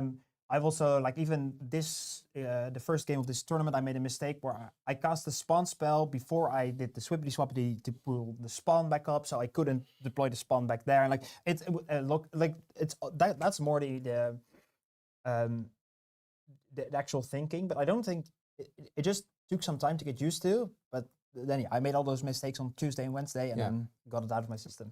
Did you feel like in this game, because I kind of got the feeling Casper had a strong momentum lead going on, and then you pulled back, you clawed all the way back. Did you think that was actually in the pocket? No, I didn't think it was in the pocket. So I made a play, and I think if I got a double into 2, it would have been very good for me. But I went too aggressive with my big brick. I should have just sent in the discs. They're gonna kill the big boy, or they're gonna have a good shot at killing the big boy. When I got the -1 save off, I was like, okay, I have a good shot at killing the big boy. And then just, okay, cool. I'm gonna pull them out. I'll deploy spawn here. But yeah, in this list, I am missing units and trash and stuff, because you can really support only 2 hammers, not 3. Yeah. But this was the version of the list I was at on Tuesday. And now, yeah, because now if I had a second spawn, if I had some more units, I could play the mission easier, which really would have helped. How about that intercept token that Casper didn't realize he was going to lose at the beginning from paths? I'm sure there was multiple ways you could have set up another unit, Casper, to swap up, and so you would have had that token still on the table. That we have a close enough game that maybe 5 points, that makes a difference. Is there? What are your thoughts on that? I think what's difficult for him to get. So okay, he could do 2 things. Either he could set up the unit here and not lose the treasure token, but then the unit's not doing anything the rest of the game. Or not. Because the problem is you have to give it to a unit that is within 3 inches. Yeah. And there was nothing within 3 inches of that big brick. Yeah. So because they weren't set up with the same ability, they were going to lose the treasure always. Yeah, and that's what I mean, is also having a unit on standby that's right around. But that's one of the things that it's super difficult to think about and to keep track of because of this mission. It's already it's already very difficult. But it was very much part of my plan to, when he crashed into me turn 2 here, when Skyfires here, okay, I'm gonna put as much stuff here to get it out of the game as possible, and then score points. But yeah, I think Khorne has a fairly good matchup in Tzeentch just because of the hop, and because one of the big things how I won like a couple of games is, okay, cool. You wanna come in? I'm gonna have strike first on my stuff. And he can skirt around, he can avoid, and so many wounds and so many models, and yeah, like he gets a bunch of blood life from the spawn, so I think Khorne is actually pretty decent in Tzeentch. Yeah. Especially with all those movement shenanigans with the blood letters. I mean, that's crazy. And then the charge, like getting those almost guaranteed charges off is really nice. Magister on disc with the 6 fate points. I haven't had much success with him thus far because I'm not often getting up to 6 fate points before I want to use them, and then getting off the +1 attack. Obviously, he's fast, and he's only 10 points more than the Magister on foot for the crit mortals. What is your thought on getting up to 6? Has that actually been worth it in your experience? Would you rather take a different hero? You could, for this, maybe if you had 10 points over, which you don't, but you could take a Thaumaturge to teleport in. What are your thoughts on that exact hero? I think you want a Magister. Yes. Just for the ability to unbind. I think. Yeah, so I think you want a Magister, and then I think if you're running no discs, you want the Magister on foot, just to be able to crack open high armor saves. But in this list, it's the discs that are going to be able to crack open like 3 up, 5 up. They will just go through it, because when I get -1 save, they will just like, okay, cool. Here's status 20 damage to 3 up, 5 up. -1 from the Curseling, you mean? Or yeah, -1 from the Curseling, and then they charge, and then because I'm playing Mutants, I sometimes lack a slightly bit of damage, but yeah, he was one of the things that was still in the list, and I just didn't have time to figure out, okay, what do I want to do with him? But I think he's still. You can put it in the score. We're just interviewing. Yeah. No, I know, but just make sure you guys have enough time for lunch. Yeah. He's just fast, and the problem is, so I don't. In my now build, I'm playing Silver Summoners, and if you play the Summoners, I don't think you have chance. You have command points to spare to use his crit mortals effectively, because then you have two things that are pushing you there. Yeah.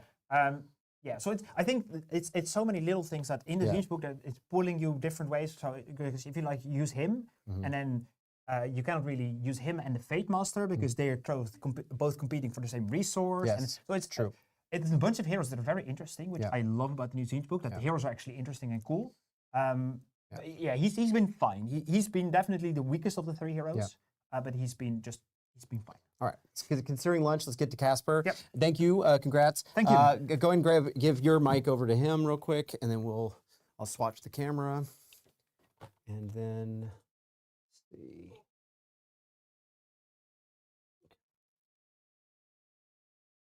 Cool. Oh, thanks. All right. You get to stand here, so your face gets to be on the stream, and then I'll be here, and then we'll be right there. Hey, it's great to thank you for the game.